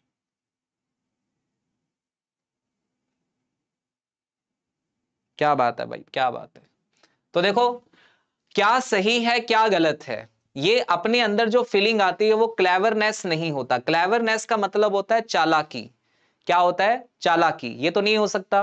कंसाइंस, बिल्कुल ठीक है, कंसाइंस कहते हैं उस चीज को जब आप अपने मन में सोच लेते हो कि क्या गलत है क्या सही है। सारे बच्चों ने सी आंसर किया था, लेकिन सी आंसर यहां पे गलत आंसर है।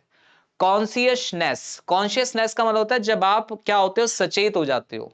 ठीक है, किसी चीज के बारे में जानना, वो कॉन्शियसनेस होता है। और लास्ट है फियर, फियर होता है डर, ये तो हो ही नहीं सकता। तो इसका राइट आंसर जो आएगा वो आएगा ऑप्शन बी। राइट आंसर इसका आएगा ऑप्शन बी।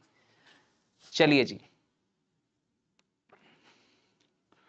ये अभिषेक पसी सीसीटीवी क्यों लिख रहा है भाई? तो क्या हो गया सीसीटीवी में है? क्या हो गया? समझ आ गया बेटा सभी को? अपने मन के अंदर जो आपकी फीलिंग आती है, क्या सही है क्या गलत है, उसे क्या बोलते हैं? उसे बोलते हैं कंसाइंस। ठीक है, कंसाइंस बोलते हैं। इसमें दो ऑप्शन तो आपको करेक्ट पता थे कि आ ही नहीं सकते। एक तो वो नहीं आ सकता, कौन सा? जो पहला पहला लिखा है क्लेवरनेस, और एक आपको बता था फियर, डर नहीं आ सकता था, ठीक है ना। ये दोनों ऑप्शन तो आ ही नहीं सकते थे। आपका राइट आंसर आएगा क्या चीज, कंसाइंस, ठीक है। देखो कैसा लग रहा है पेपर आपको बेटा, आपको लग रहा है कि ये पेपर मतलब एक अच्छे लेवल का बहुत ज्यादा टफ पेपर है, या आपको इजी लग रहा है? चलो एक बार फटाफट कमेंट करके बताओ मुझे। हाँ बेटा, ये वही पेपर है हरमन गिल जी, जो पटवारी में आया था, क्योंकि आज की क्लास में हम प्रीवियस ईयर के जो पेपर्स हैं उन्हीं को डिस्कस कर रहे हैं। तो एक बार मुझे कमेंट करके बताओ कि अभी तक जो आपने क्वेश्चन किए, अभी तक हम 16 क्वेश्चन कर चुके हैं, ठीक है, 16 क्वेश्चन। तो एक बार मुझे बताओ कि भाई आपको ये क्वेश्चन कैसे लग रहे हैं, मतलब आपको लग रहा है कि बहुत ज्यादा टफ है, या इजी है, या कैसे हैं? एक बार बताओ, जल्दी बताओ। इजी लग रहे हैं सबको? कुछ बच्चे टफ लिख रहे हैं, बाकी ज्यादातर मोस्टली जो बच्चे हैं वो इजी लिख रहे हैं। देखो इजी है यार, पेपर बहुत आसान आता है।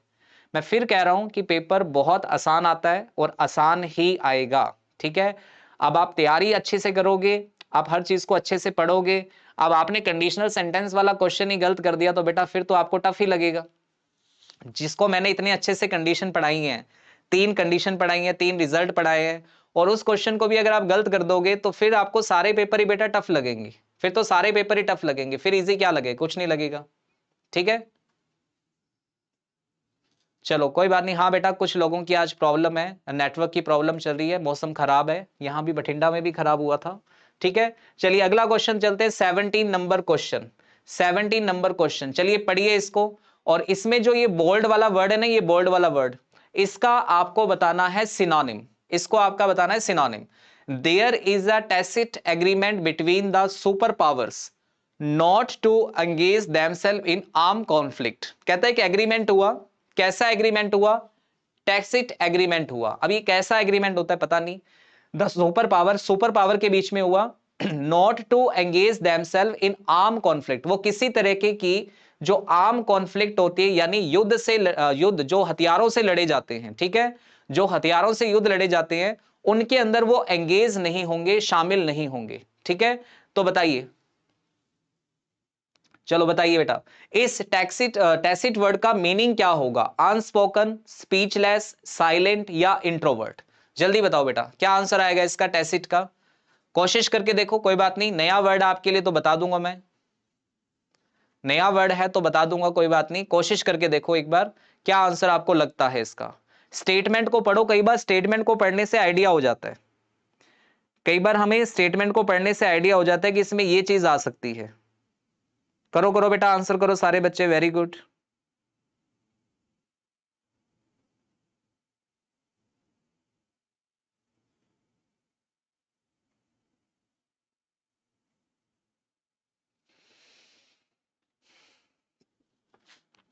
देखो इसका मीनिंग क्या होता है बेटा, टैसिट का मतलब होता है कि कोई भी चीज जो हुई तो है, जो हुई तो है लेकिन उसके बारे में किसी को बताया नहीं गया है, ठीक है।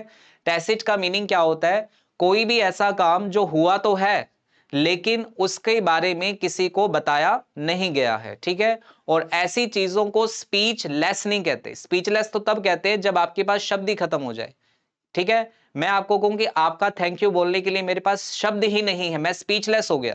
स्पीचलेस मतलब मैं बोल ही नहीं पा रहा, क्या बोलूं मैं आपको, वो स्पीचलेस होता है। यहां पे जो राइट आंसर इसका आएगा वो आएगा अनस्पोकन। क्या आएगा? अनस्पोकन। अनस्पोकन का मतलब वो चीजें जिनके बारे में हमने सुना ही नहीं है, जिनके बारे में हमने सुना ही नहीं है, ठीक है। तो ऐसी चीजें जो होती है, जो हुई तो है लेकिन किसी को बताई नहीं गई है कभी, तो ऐसी चीजों को क्या कहते हैं? ऐसी चीजों को बेटा क्या कहते हैं? टैसिट कहते हैं। और टैसिट का सिमिलर वर्ड क्या होगा? अनस्पोकन। इसका सिमिलर वर्ड होगा बेटा अनस्पोकन। ओके जी, तो इसी के साथ हमारे 500 लाइक्स भी कंप्लीट हो चुके हैं। थैंक यू सो मच बेटा, और फटाफट से और ज्यादा कर दो इसको जल्दी से। चलिए इसी के साथ अगले क्वेश्चन पे चलते हैं, क्वेश्चन नंबर 18 पे। 18 नंबर वर्ड देखिए क्या लिखा है, शिवेरल्स। शिवेरल्स का मीनिंग क्या होता है? सीधा सीधा क्वेश्चन पूछा है, इसका ऑपोजिट मीनिंग क्या होता है? गैलेंट होता है, डेस्टार्डली होता है, एमोर्स होता है, या डेफिएंट होता है? बताइए फटाफट से बताइए बेटा, जल्दी से। सिनोनिम वाले क्वेश्चन तो आपको पता ही है, देखो थोड़े से आपको टफ लग सकते हैं क्योंकि पहली बार पढ़ रहे हो आप ये चीजें, पहली बार पढ़ रहे हो तो हो सकता है आपको थोड़ी सी टफ लगे ये चीजें। करो बेटा आंसर करो जल्दी से इस क्वेश्चन का, जल्दी से आंसर करो इस क्वेश्चन का, क्या आएगा? शिवेरल्स का ऑपोजिट मीनिंग क्या होगा? राजन बेटा बार बार मैसेज मत करो बेटा, ब्लॉक कर दिए जाओगे। एक ही मैसेज को बार बार करके स्पैमिंग मत किया करो। मेरे को आपका मैसेज देख लिया मैंने, सुन लिया मैंने आपकी बात को, जो आप कहना चाह रहे हो राजन मिड्डा। बार बार स्पैमिंग मत करो बेटा। जो बच्चे पढ़ने आए हैं, जो आंसर करना चाहते हैं, उनको आंसर करने दीजिए। चलो जी, अब देखो शेवल्स का मतलब क्या होता है? शेवल्स का मतलब होता है गैलेंट। गैलेंट का मतलब क्या होता है? बहादुर। ठीक है, तो ये वर्ड इसका क्या है? सिनोनिम है। डेस्टार्डली का मतलब होता है विक्ड पर्सन, विक्ड जो चालाक है, ठीक है, इस तरीके का जो पर्सन होता है उसे बोलते हैं।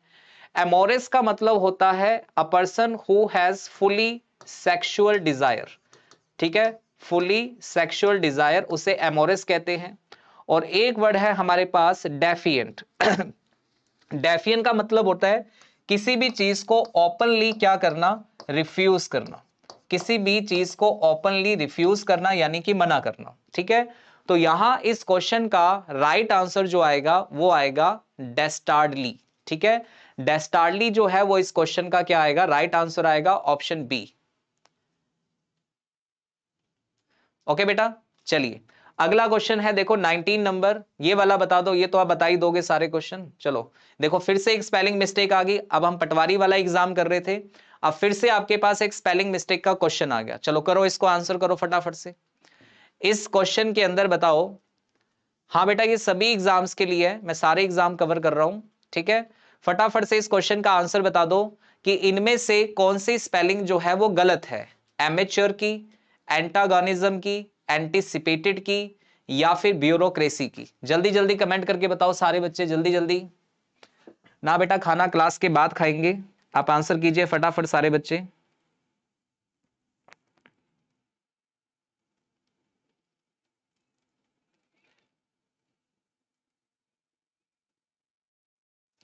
करो करो बेटा, कौन सी स्पेलिंग गलत है इसके अंदर, जल्दी से बताओ मुझे। कौन सी स्पेलिंग गलत है? पढ़ो, ध्यान से पढ़ो, वेरी गुड वेरी गुड। ये तो बहुत आसान क्वेश्चन होता है, इसका आंसर सारे दिया करो। इस क्वेश्चन का आंसर तो सारे दिया करो। एमेचर की स्पेलिंग गलत है, एंटागोनिज्म की स्पेलिंग गलत है, एंटीसिपेटेड की स्पेलिंग गलत है, या ब्यूरोक्रेसी की स्पेलिंग गलत है। ब्यूरोक्रेसी देखो दूसरी बार आ गया पेपर के अंदर, कितनी बार पूछा जाता है ब्यूरोक्रेसी वर्ड? पहले वाले पेपर में भी आया था ब्यूरोक्रेसी, अब फिर से आ गया ब्यूरोक्रेसी। और इसीलिए मैं कहता हूं कि वर्ड जो है ना रिपीट होते हैं, ध्यान रखना। पेपर के अंदर वोकैब जो आपकी है वो रिपीट होती है, इसलिए जो वोकैब सेशन आपका रात को चलता है 8 से 9, वो सारे अटेंड किया करो, क्योंकि कौन सा वर्ड रिपीट हो जाए कुछ पता नहीं है। ठीक है ना? अब ब्यूरोक्रेसी देखो पहले वाले पेपर में भी आया हुआ था, ब्यूरोक्रेसी वर्ड यहां भी आ गया इस पेपर के अंदर भी। ठीक है, तो इसका राइट आंसर जो आएगा वो आएगा एंटीसिपेटेड। एंटीसिपेटेड की सही स्पेलिंग क्या होती है बेटा? एंटीसिपेटेड, पी के बाद में ए आता है, एंटीसिपेटेड। ठीक है, तो स्पेलिंग भी आपके पेपर में पूछी जाती है। चलो जी क्लास बस देखते हैं बेटा कितनी देर चलती है, कोई बात नहीं। अब देखो ये आ गया फिर से आपके पास एक PQRS का क्वेश्चन, ये देखो ये भी हर पेपर में आता है। चलो इसका आंसर करो फटाफट से अब सारे बच्चे, PQRS का आंसर कीजिए फटाफट से।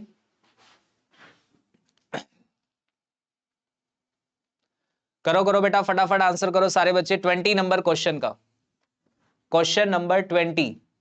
ये आपके पास एक अरेंजमेंट आपको दिया हुआ है PQRS, इसको आपने अरेंज करना है। कौन सा ऑप्शन इनमें से सही होगा? QPRS, RPQS, RQPS या QRPS? सारे ना ABCD मत लिखना बेटा, आंसर लिखना आंसर। ऑप्शन जो लिखा है ना नीचे QPRS, RPQS, ये वाले आंसर लिखना बेटा, ठीक है?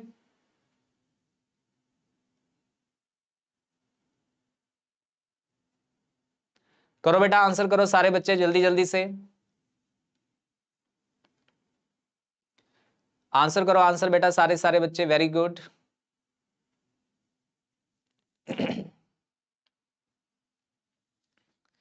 Good good good. सारे के सारे बच्चे वीडियो को लाइक कर दो, शेयर कर दो बेटा जल्दी से। और जिन्होंने दोनों काम कर दिए हैं वो आंसर कीजिए। मेरा बर्थडे नहीं है बेटा, आज मेरा बर्थडे नहीं है। मेरा बर्थडे तो 2 दिसंबर को होता है बेटा। हाँ, आज मेरा बर्थडे नहीं है। ठीक है। और देखो आप किसी भी तरीके की इंग्लिश की इंफॉर्मेशन के लिए आप मुझे फॉलो कर सकते हैं फेसबुक अकाउंट पे और मेरे इंस्टाग्राम अकाउंट के ऊपर भी, ठीक है। इंस्टाग्राम अकाउंट पे भी आप मुझे फॉलो कर सकते हैं, रोहित सेन ऑफिशियल नाम से मेरा ये इंस्टाग्राम अकाउंट है, यहाँ भी आप मुझे फॉलो कर सकते हैं, ठीक है। और फेसबुक पे भी आप मुझे फॉलो कर सकते हैं, इंस्टाग्राम पे भी। चलिए आंसर कीजिए फटाफट से। बर्थडे मेरा 2 दिसंबर को आता है बेटा, बर्थडे नहीं है मेरा, टेंशन ना लो, पढ़ाई पे ध्यान दो थोड़ा सा। चलो अब देखो इस क्वेश्चन के अंदर अगर हम देखें तो लिखा है पीपल, सबसे पहला वर्ड लिखा है पीपल। अब इसके बाद लिखेंगे क्या, पीपल ऑफ ऑल प्रोफेशंस, जितने भी लोग हैं इस ऑल प्रोफेशंस के, तो किससे स्टार्ट करेंगे इसको, आर से। अब आर से स्टार्ट होने वाले ऑप्शन हमारे पास दो हैं, ये देखो आर से स्टार्ट होने वाले ऑप्शन हमारे पास दो हैं, ठीक है। क्या लिखेंगे, पीपल ऑफ ऑल प्रोफेशंस, ठीक है, went to him, went to him Q से स्टार्ट कर सकते हैं, या आर के बाद में पी लगा के देखें, of all professions at this dispensary, ना जी पी वाली लाइन तो नहीं जच रही, तो आर के बाद में क्या आएगा, क्यू आ जाएगा, कि पीपल जो है सभी प्रोफेशंस के वेंट टू हिम इसके पास जाते हैं, उसके पास जाते हैं, एट दिस डिस्पेंसरी उसकी डिस्पेंसरी पर, फॉर मेडिसिन एंड ट्रीटमेंट, किसके लिए जाते हैं, मेडिसिन के लिए और ट्रीटमेंट के लिए। तो आपका जो राइट अरेंजमेंट बनेगा बेटा वो बनेगा आर क्यू पी एस, यानी कि ऑप्शन सी, ऑप्शन सी आपका बिल्कुल करेक्ट आंसर होगा, ठीक है बच्चों। ऑप्शन सी जो है वो आपका बिल्कुल करेक्ट आंसर हो जाएगा, ओके। तो यहां पे देखो 20 क्वेश्चन कंप्लीट हो चुके हैं हमारे, यानी कि दो सेट अभी हमने कर लिए हैं, एक हमने कांस्टेबल का पेपर किया और दूसरा हमने किया पटवारी का एग्जाम जो हुआ था लास्ट ईयर, ठीक है, उसको हमने देखा। तो आप देखो कितने आसान क्वेश्चन पेपर में आते हैं। अगर आसान क्वेश्चन की बात करें तो देखो ये आसान था, उसके पहले देखो ये स्पेलिंग बताने वाला भी आसान था, दो आसान हो गए। ये तीसरा चलो इसको मान लेते हैं कि आपको वर्ड पढ़ना पड़ेगा, दो आसान हो गए, ये भी चलो वर्ड पूछना था। उसके बाद देखो ये वाला वर्ड भी आसान था, 16 नंबर, तीन क्वेश्चन आसान हो गए। ये वाला भी बहुत आसान था, चार आसान हो गए। उसके बाद ये वाला भी आसान था, पांच आसान हो गए, ठीक है। हैंड और टेल ये भी आसान था, 6 हो गए। ये प्रेपोजिशन का क्वेश्चन था, ठीक है, और ये हेड और टेल आ गया, सॉरी ये भी आसान था, 7 हो गए। तो देखो 10 में से अगर हम बात करें तो 7 क्वेश्चन हमारे बहुत आसान थे, ठीक है ना, बहुत आसान थे। सिर्फ एक दो क्वेश्चन जो रह गए वो आपके किस पे थे, वोकैब पे थे। और वोकैब वाले जो क्वेश्चन है वो देखो बार बार मैं आपको कह रहा हूं कि वोकैब को जितना ज्यादा आप पढ़ सकते हो, जितना ज्यादा, ठीक है, आपको कहीं से भी वोकैब मिलती है, कहीं से भी वर्ड मिलते हैं, आप उसको पढ़ना स्टार्ट कर दो, ठीक है, आप उसको पढ़ना स्टार्ट कर दो तो आपको समझ में आ जाएगी कहानी। चलो अगले क्वेश्चन पे चलते हैं, क्वेश्चन नंबर 21। क्वेश्चन नंबर 21 ये लीजिए, इस क्वेश्चन का आंसर करो। ये फिर से देखो अगला पेपर स्टार्ट हो गया है, ये नेक्स्ट पेपर आ गया, पेपर नंबर 3, ये पेपर नंबर 3 आ गया हमारे पास। अब बताओ इसके अंदर ये पहला क्वेश्चन एरर का आया हुआ, देखो पहला क्वेश्चन एरर का आया है, मतलब एक बात कंफर्म है कि पेपर में एरर आएगी, पेपर में एरर आएगी। और अभी तक जो एरर आई है दो पेपर के अंदर वो दोनों की दोनों आपको आती हैं, ठीक है। अब बताओ ये इसके अंदर क्या एरर है, फटाफट से पढ़ के बताओ इसको, इस क्वेश्चन के अंदर कौन सी एरर है, जल्दी जल्दी पढ़ो। देखो एरर इन इन जगह पे ही होगी, एरर सिर्फ एरर इन जगह पे होगी। शुड में कोई एरर है, अपॉर्चुनिटीज में है, वांट्स में है, या योवर में है, जल्दी से चेक करके बताओ मुझे, जल्दी जल्दी चेक करके बताओ बेटा कौन से पार्ट में गलती है। बेटा देखते हैं, अभी ये वाला पेपर पूरा करेंगे अपने, ये वाला पेपर पूरा करेंगे अभी बेटा, फटाफट से आंसर करो सारे बच्चे, वेरी गुड। आना चाहिए क्वेश्चन सभी को, ये वाला बहुत आसान क्वेश्चन है, बहुत बहुत बहुत आसान क्वेश्चन है, जल्दी से आंसर करो सारे बच्चे।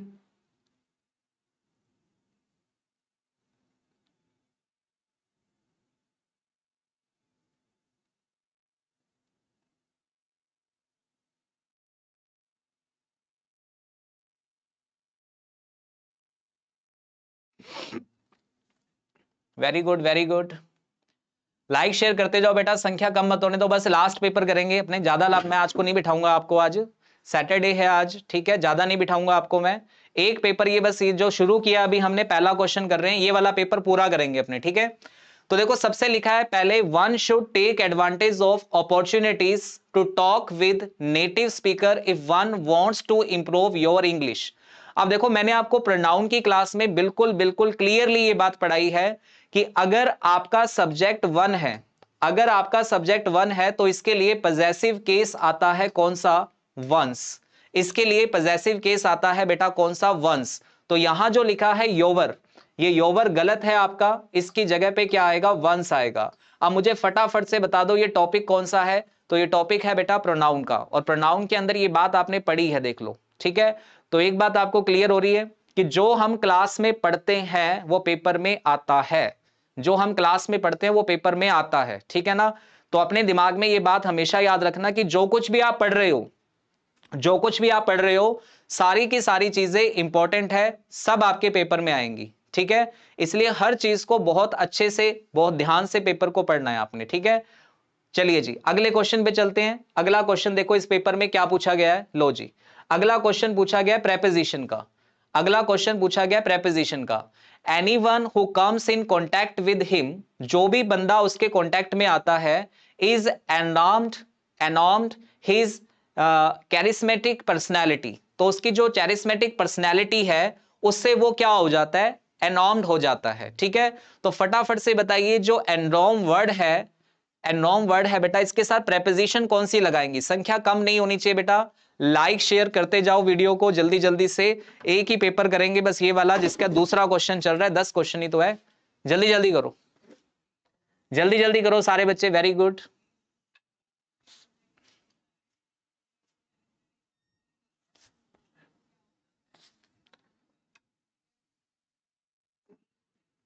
जल्दी जल्दी करो बेटा, आंसर करो सारे बच्चे, शाबाश। शेयर करते रहो बेटा वीडियो को, लाइक शेयर करते जाओ, संख्या कम नहीं होनी चाहिए। ये एक पेपर ही तो रह गया, बस थोड़ी देर की बात है, फिर अपने सभी चलेंगे, खाना खाएंगे, सोएंगे घर पे जाके।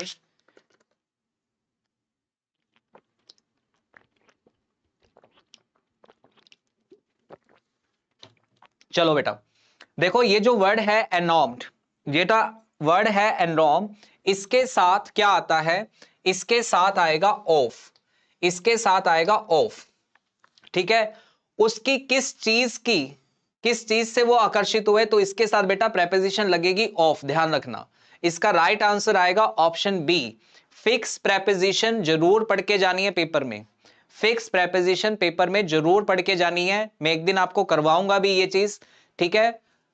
हाँ एक दिन मैं आपको करवाऊंगा बेटा, भूख लगी है कोई बात नहीं, बस थोड़ी देर की बात है, ठीक है, थोड़ी देर की बात है, ज्यादा तंग नहीं करूंगा मैं आपको आज। चलो अगला क्वेश्चन देखिए क्या है। अगला क्वेश्चन है ईडियम का। ये देखो फिर नया पेपर है हमारे पास, और हर पेपर के अंदर एक ईडियम आपसे जरूर पूछी जाती है, और इस बार जो आपसे ईडियम पूछी गई है वो है बी इन हिज बॉनेट। क्या लिखा है? Be in his bonnet. इसका आंसर बताओ क्या आएगा, जल्दी से इस ईडियम का आंसर बताओ बेटा क्या आएगा। लाइक शेयर करते जाओ बेटा वीडियो को, बस 10 ही तो क्वेश्चन है, तीसरे क्वेश्चन पे आ गए हम, टेंशन ना लो, पढ़ो जल्दी से। Be in his bonnet. हाँ कुलवीर कौर जी, ज्यादातर प्रेपोजिशन के अंदर जो है वो फिक्स प्रेपोजिशन पूछी जाती है, तो वो जरूर पढ़नी है, आप सभी ने जरूर पढ़ के जानी है वो वाली चीज। He is strange fellow, it is very difficult to deal with him, it seems that he has a bee in his bonnet. Bee is his bonnet। बताइए क्या आएगा, फटाफट से बताओ बेटा आंसर इसका।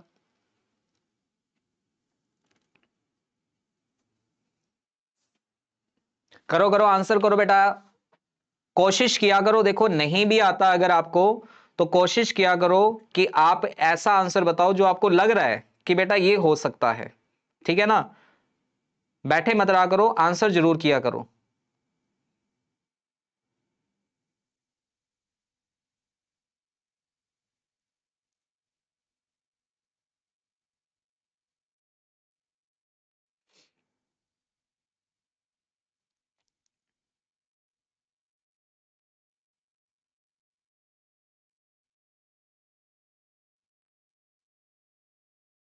चलो देखो क्या होता है बी इन हिज बॉनेट का मीनिंग, तो चलो इसका मैं आपको पहले मीनिंग बताता हूं, फिर देखेंगे इनमें से कौन से वाला ऑप्शन जो है वो सही है। देखो बी का मतलब क्या होता है? बी का मतलब होता है मधुमक्खी।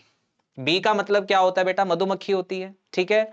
बॉनेट का मतलब आप ये मान लो कि उसका जो छत्ता होता है उसका वो हो गया, ठीक है। वो अपने ही छत्ते के अंदर सारा दिन बैठी रहती है। बी जो है वो अपने ही बॉनेट के अंदर हमेशा बैठी रहती है। ठीक है, अगर देखो आप किसी चीज से इतना लगाव करने लगो कि आप उसको छोड़ के ही ना जाओ, है, आप किसी चीज से इतना ज्यादा लगाव करने लग जाओ कि आप उसको छोड़ के ही ना जाओ, ठीक है, तो उसे कहते हैं बी इन हिज बॉनेट। और इस चीज को क्या कहते हैं, इस चीज को कहते हैं ऑब्सेशन। क्या कहते हैं, ऑब्सेशंस कहते हैं, मतलब किसी से इतना ज्यादा लगाव हो जाना। ठीक है, तो इसका राइट आंसर जो आएगा बेटा वो आएगा ऑप्शन सी।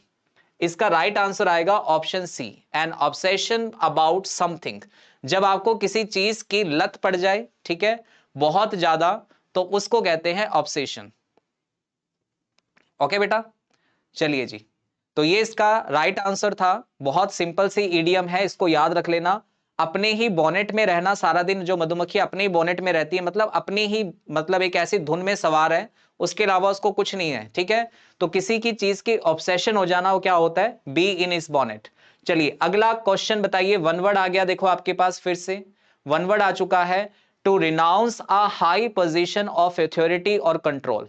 आपने कोई हाई पोजीशन या कोई अथॉरिटी थी आपके पास, आपने उसको छोड़ दिया, रिनाउंस कर दिया, तो उसके लिए सिंगल वर्ड क्या आएगा, सिंगल वर्ड क्या आएगा, एबडक्ट आएगा, अबेंडन आएगा, अबोर्ट आएगा, या एब्डिकेट आएगा। फटाफट से आंसर कीजिए जल्दी जल्दी से। चलो जी, कोई बात नहीं बेटा, पहले सी बता रहे थे, कोई बात नहीं, अब पता लग गया ना। जल्दी से बताओ बेटा।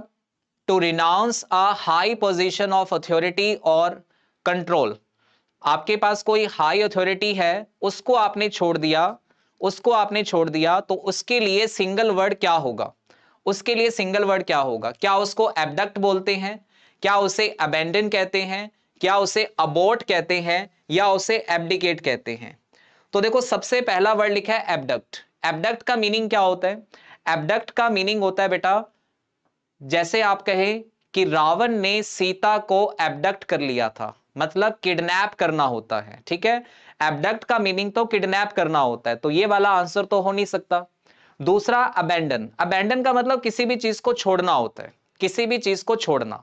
ठीक है, अबोर्ट का मतलब क्या होता है, अबोर्ट से ही बनता है अबॉर्शन, अबोर्ट से ही वर्ड बनता है अबॉर्शन। ठीक है, और अबॉर्शन का मतलब क्या होता है, किसी चीज को खत्म करना। ठीक है, अबॉर्शन का मतलब होता है किसी चीज को खत्म करना, तो अबोर्ट का मतलब भी क्या होता है, किसी चीज को खत्म करना। तो इसका राइट आंसर जो आएगा वो आएगा एब्डिकेट।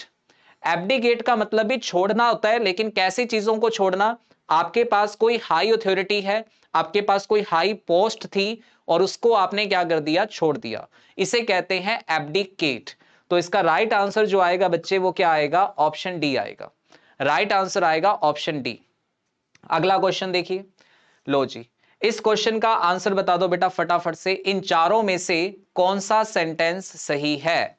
फिर से देखो वैसा ही क्वेश्चन आ गया। आप देख पा रहे हो एक चीज कि पेपर का जो लेवल है, पेपर के क्वेश्चन का जो पैटर्न है पूछने का, वो सभी पेपर में लगभग एक जैसा होता है। हर पेपर में एक ईडियम आ रही है, एक वन वर्ड आ रहा है, एक स्पेलिंग मिस्टेक आ रही है, एक एरर आ रही है, एक ये क्वेश्चन आ रहा है जिसके अंदर 4 सेंटेंस होते हैं, इनमें से एक बताना है। हाँ बिल्कुल सुखदीप सिंह, किया था बेटा क्लास में हमने ये वर्ड। जल्दी जल्दी से आंसर करो बेटा। ये जो क्वेश्चन है आपके सामने 25 नंबर, इसके अंदर गलती क्या है, मतलब कौन सा, सॉरी गलती नहीं, ये बताना कौन सा सेंटेंस इनमें से सही है, कौन सा सेंटेंस इनमें से सही है, जल्दी से बताओ कमेंट करके। Very good.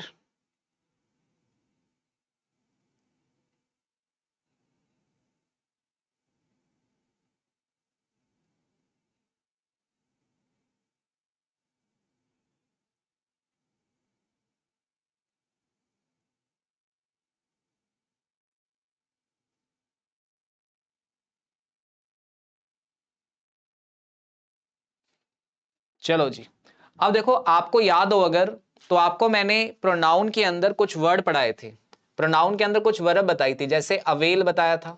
ठीक है, अवेल, या मैंने आपको बताया था इंट्रोड्यूस, क्या बताया था, इंट्रोड्यूस। मैंने आपको बताया था चीट, मैंने आपको बताया था हर्ट। मैंने कहा था इन वर्ड्स के बाद में, इन वर्ब के बाद में हमेशा एक ऑब्जेक्ट आता है, इनके बाद में हमेशा एक ऑब्जेक्ट आता है। ठीक है ना, अब अगर इनके साथ प्रेपोजिशन लगी है तो ये ऑब्जेक्ट नहीं है, ये गलत है। इनके साथ अगर प्रेपोजिशन लगी है, प्रेपोजिशन, इसमें तो अवेल आ ही नहीं रहा, इसमें तो वर्ड ही नहीं आ रहा अवेल, तो इसको हटा दो, ठीक है। अब रह गए ये दोनों वर्ड। अब देखो इन दोनों के अंदर मैंने कहा था अवेल के बाद में आपको क्या लिखना होता है, अवेल के बाद में आपको ऑब्जेक्ट लिखना होता है। अगर ऑब्जेक्ट आपके पास मिसिंग है, अगर आपके पास ऑब्जेक्ट मिसिंग है तो उसकी जगह पे आप रिफ्लेक्सिव प्रोनाउन लगा सकते हो, ठीक है। तो अवेल के बाद में रिफ्लेक्सिव प्रोनाउन लगाना था, क्योंकि हमारा सब्जेक्ट ही था, इसलिए हमने रिफ्लेक्सिव प्रोनाउन कौन सा लगा दिया, हिमसेल्फ। तो आपका राइट आंसर जो आएगा वो आएगा ऑप्शन डी। राइट आंसर आएगा बेटा आपका ऑप्शन डी आएगा, ए गलत है, ठीक है। इसके बाद में आपको अवेल के साथ रिफ्लेक्सिव प्रोनाउन लगाना था, प्रोनाउन की क्लास में पढ़ाया हुआ है रिफ्लेक्सिव प्रोनाउन के अंदर, ठीक है। तो ये भी प्रोनाउन की एरर है, रिफ्लेक्सिव प्रोनाउन से रिलेटेड है ये याद रख लेना। अगला क्वेश्चन देखो, ये वाला बता दो। लो आपको मैं हिंट दे देता हूं एक, कि ये वाला क्वेश्चन आपका कंडीशन का क्वेश्चन है। चलो अब देखते हैं कितने लोग इसका आंसर सही दे पाते हैं, पता लग ही जाएगा वैसे भी आपको भी। मैंने आपको बता भी दिया कि ये जो क्वेश्चन है बेटा ये आपका कंडीशन का क्वेश्चन है, क्वेश्चन नंबर 26। फटाफट से आंसर करो, इसका क्या आएगा।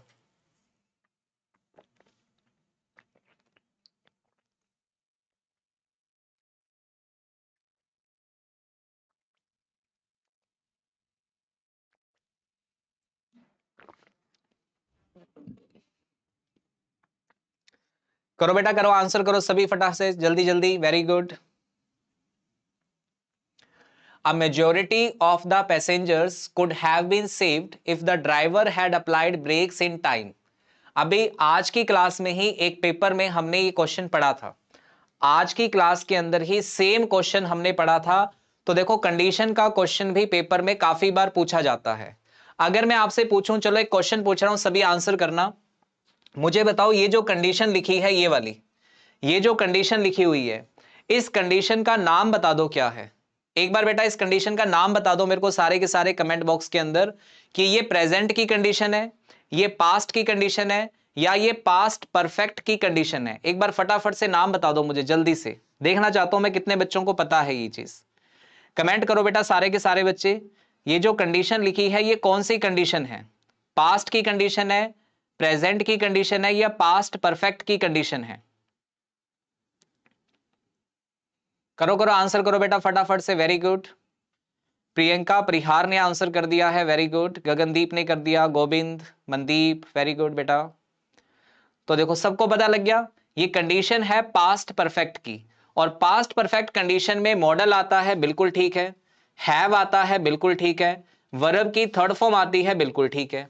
ऐसा कोई ऑप्शन यहां है, यहां भी है, देखो मॉडल आता है, हैव आता है और थर्ड फॉर्म आती है। अब ये वाला ऑप्शन आएगा या ये वाला ऑप्शन आएगा, इसमें थोड़ा सा डाउट है। तो देखो यहां पे लगा है बीन, बीन कब लगता है, पैसिव के अंदर, और यहां बीन नहीं लगा, ये कैसा हो गया, ये हो गया एक्टिव। तो देखो पैसेंजर्स को सेव किया गया, बचाया गया, पैसेंजर्स को बचाया गया किसी के द्वारा, तो मतलब इसका पैसिव बनना चाहिए था। पैसेंजर अपने आप नहीं बचे, पैसेंजर्स को किसी ने बचाया है, तो इसका पैसिव बनना चाहिए था। और अगर पैसिव बनना चाहिए था तो बीन भी लगेगा, और बीन अगर लगेगा तो आपका राइट आंसर क्या आएगा, नो इंप्रूवमेंट। आपका राइट आंसर आएगा नो इंप्रूवमेंट, ठीक है बेटा। अब इसमें देखो कंडीशन का क्वेश्चन तो था, लेकिन कंडीशन से ज्यादा वो ये जानना चाह रहा था आपसे कि इस क्वेश्चन का पैसिव बनेगा कि नहीं बनेगा। तो बिल्कुल बनेगा, बिल्कुल बनेगा। जब काम सब्जेक्ट नहीं कर रहा होता, कोई और कर रहा होता है, आपका सब्जेक्ट कौन है, आपका सब्जेक्ट तो पैसेंजर्स है, लेकिन बचाने का काम पैसेंजर्स ने नहीं किया, बचाने का काम तो किसी और ने किया है, तो इसका मतलब ये पैसिव बनेगा। और अगर ये पैसिव बनेगा तो इसका राइट आंसर क्या आएगा, नो इंप्रूवमेंट। जो लिखा हुआ है वो बिल्कुल सही है, राइट आंसर डी ऑप्शन आएगा। ओके, क्वेश्चन नंबर 27, लो जी 27 में सीधा सीधा एक वर्ड पूछा गया है, कॉमिसिरेशन। वर्ड पूछा गया है कॉमिसिरेशन, इसका आपको सिमिलर वर्ड बताना था। क्या बताना था, सिमिलर वर्ड, ठीक है। नया वर्ड है आपके लिए, चलो मैं ही बता देता हूं। देखो कॉमिसिरेशन का मतलब क्या होता है, जब हम किसी को क्या करते हैं, सिंपैथी देते हैं। जब हम किसी को सिंपैथी देते हैं, जब कोई बंदा दुख में होता है उसको दिलासा देते हैं कि बेटा कोई बात नहीं, कोई और मिल जाएगी, टेंशन ना ले, क्यों दुखी हो रहा है, ठीक है, तो नहीं तो कोई और सही, कोई और नहीं तो कोई और सही, इस पूरे जहान में तू अकेली तो नहीं। ठीक है, किसी को दिलासा दे रहे हैं अपने, किसी को सिंपैथी दे रहे हैं, बेचारा हताश है, निराश है, परेशान है, तो इस कंडीशन को क्या बोलते हैं? इसे बोलते हैं कॉमिसिरेशन। क्या बोलते हैं इसे? कॉमिसिरेशन। ठीक है, सिंपैथी बोलते हैं इसको। Very good. तो इसका राइट आंसर कमीशन नहीं आएगा, गलत है। वास्टनेस नहीं आएगा, वास्टनेस होता है बड़ा, वास्ट होता है बड़ा। ठीक है, सिंपैथी बिल्कुल करेक्ट आंसर है, कमेंडेशन भी आपका गलत है। तो इसका राइट आंसर क्या आएगा? ऑप्शन सी आएगा। यहां पे क्या आ जाएगा बेटा? सिंपैथी। ठीक है, किसी को सिंपैथी देना होता है, कॉमिसिरेशन। ओके, आगे चलते हैं अगले क्वेश्चन पर। अगला क्वेश्चन भी आपका यहां पे ऑपोजिट मीनिंग पूछा गया है आपसे। किसका ऑपोजिट पूछा गया है? सेनिलिटी का। किसका पूछा गया है? सेनिलिटी का, कि उसके अंदर साइन दिखने लग गए हैं। कैसे साइन दिखने लग गए हैं? सेनिलिटी के साइन दिखने लगे हैं। सेनिलिटी का मतलब क्या होता है? कि धीरे धीरे किसी इंसान की एज बढ़ जाती है, धीरे धीरे बढ़ती है। आपकी भी बढ़ेगी, मेरी भी बढ़ेगी, है ना। थोड़े टाइम बाद हम बूढ़े हो जाएंगे। थोड़े टाइम बाद मतलब समझते हो, कुछ सालों के बाद में हम बूढ़े हो जाएंगे। जैसे मैं आज मैं इतनी पावर से पढ़ा रहा हूं, आने वाले टाइम में शायद मैं इतनी पावर से नहीं पढ़ा पाऊंगा, है ना। फिर आप कहोगे ये सर तो बूढ़े हो गए, इनसे क्या पढ़ना, कोई अच्छे से सर से पढ़ेंगे अब, है ना। तो आने वाली जनरेशन जो होगी वो मुझसे नहीं पढ़ेगी, वो आने वाली जनरेशन मेरे जैसे किसी यंग से पढ़ेगी। तो ये जो साइंस आपके अंदर आते हैं, मैच्योरिटी जो आपके अंदर आती है, और देखो मैच्योरिटी तो आती ही आती है, मैच्योरिटी के साथ साथ आपकी उसके अंदर लेजीनेस भी आ जाती है ना। जैसे जैसे आप बूढ़े होगे तो आप वैसे वैसे क्या होते जाओगे? लेजी भी होते जाओगे। इतनी एनर्जी आपके अंदर नहीं रहेगी कि 8 बजे से लेके आप क्लास लगातार पढ़ाते रहे इस तरीके से, है ना। इतना बोलते रहे क्लास के अंदर आके, नहीं रहेगी। तो ये जो चीजें हैं इसको बोलते हैं सेनिलिटी। क्या बोलते हैं इसको? सेनिलिटी बोलते हैं। शिकारी आ गया अभी स्टूडियो के अंदर एक, ये कहां से आ गया? क्या बोलते हैं बेटा? सेनिलिटी। ठीक है, तो सेनिलिटी जो है उसका मतलब समझ आ गया सबको। अब इसका ऑपोजिट मीनिंग बताना था क्या होता है, तो बेटा इसका ऑपोजिट मीनिंग होता है विरिलिटी। विरिलिटी का मतलब होता है जब आपके अंदर पूरा जोश हो, ठीक है, पूरा जोश हो आपके अंदर काम करने का, तो उसे बोलते हैं विरिलिटी। तो इसका राइट आंसर जो आएगा ऑपोजिट, वो आएगा ऑप्शन ए। ऑप्शन ए आपका बिल्कुल ठीक आंसर होगा। ठीक है बच्चे, चलो जी अगले क्वेश्चन पे चलते हैं। देखो 29 में फिर से आपसे पूछा गया इनमें से कौन सी स्पेलिंग गलत है। फटाफट से आंसर करो बेटा 29 का। 29 का फटाफट से आंसर कीजिए, क्या आएगा? कॉकरेच आ गया था बेटा, कॉकरेच कहां चला गया? दिखाई नहीं दे रहा मुझे लेकिन अभी तक। चलिए फटाफट से बताओ इसका आंसर क्या आएगा। खतरनाक प्राणी है ना कॉकरेच, डर लगता है मेरे को यार, मुझे दिख और नहीं रहा, पता नहीं कहां चला गया। चलो, find the misspelled, intrude, mockery, moderator या फेनोमेनन। लिख के बताना बेटा, लिख के बताना जल्दी से कि इसका आंसर क्या आएगा। जल्दी जल्दी आंसर करो सारे बच्चे, वेरी गुड, शाबाश शाबाश। ये क्वेश्चन तो सही होना चाहिए आपका, देखो ये वाला क्वेश्चन तो सही होना चाहिए आपका।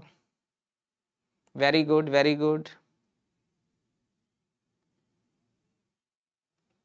हाँ नहीं डर रहा बेटा मैं, आप मेरे साथ हो ना, इतने सारे लोग, 372 लोग मेरे साथ हो, मैं नहीं डर रहा हूं। देखो मैं कॉन्फिडेंट हूं बिल्कुल, मैं इसलिए नहीं डर रहा हूं क्योंकि मेरे को कॉकरेज दिखाई नहीं दे रहा है कि है कहां पे। चलिए जी, तो 29 नंबर क्वेश्चन के अंदर बेटा आपकी जो स्पेलिंग गलत है, स्पेलिंग जो गलत है आपकी वो है मॉडरेटर की स्पेलिंग। ठीक है, मॉडरेटर की स्पेलिंग में टी के बाद में यहां पे ओ आना चाहिए था, ई नहीं आएगा, टी के बाद में ओ आएगा। तो आपकी मॉडरेटर की स्पेलिंग गलत है। ऑप्शन आएगा कौन सा? C option.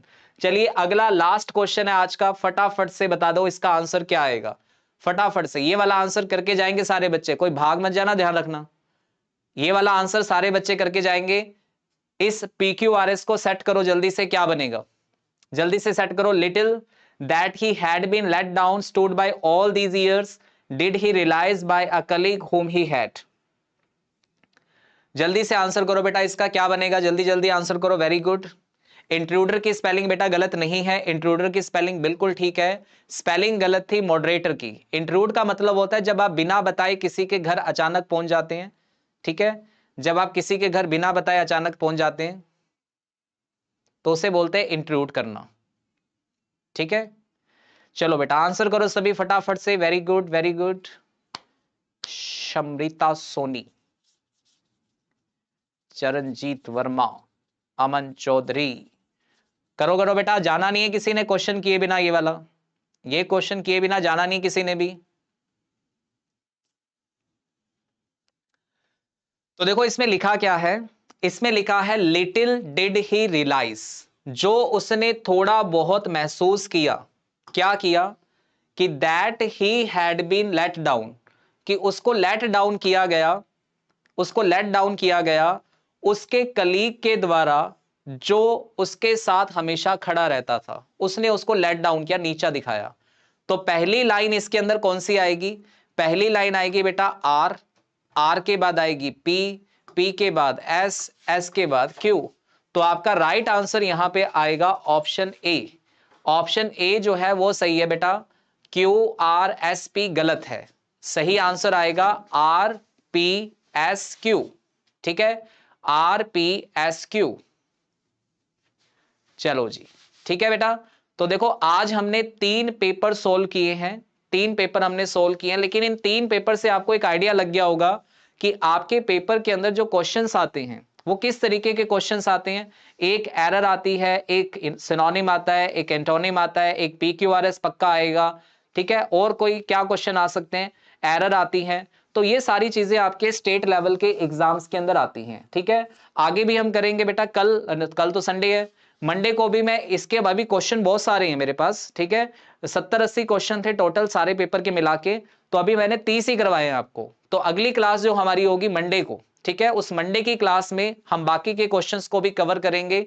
और उम्मीद करता हूं कि आज की क्लास में काफी कुछ आपको सीखने को मिला होगा, और नहीं भी मिला तो एक बात तो समझ में आ गई होगी कि आपको अपकमिंग एग्जाम के लिए क्या पढ़ना है। ठीक है, क्या चीजें आपको पढ़नी है ये तो आपको जरूर समझ में आ गई होगी। ठीक है बेटा, अगर आपको वीडियो अच्छी लगी, अगर आपको आज का कंटेंट अच्छा लगा, तो नीचे कमेंट बॉक्स के अंदर कमेंट सभी ने जरूर करना है, आपके वैल्यूएबल कमेंट वीडियो खत्म होने के बाद जरूर करना। ठीक है, और चैनल को सब्सक्राइब कर लो अगर पहली बार चैनल पर आए हो। और अगर आप इंग्लिश सीखना चाहते हो तो मैं आपको बता दूं कि बेटा आपके लिए एक स्पेशल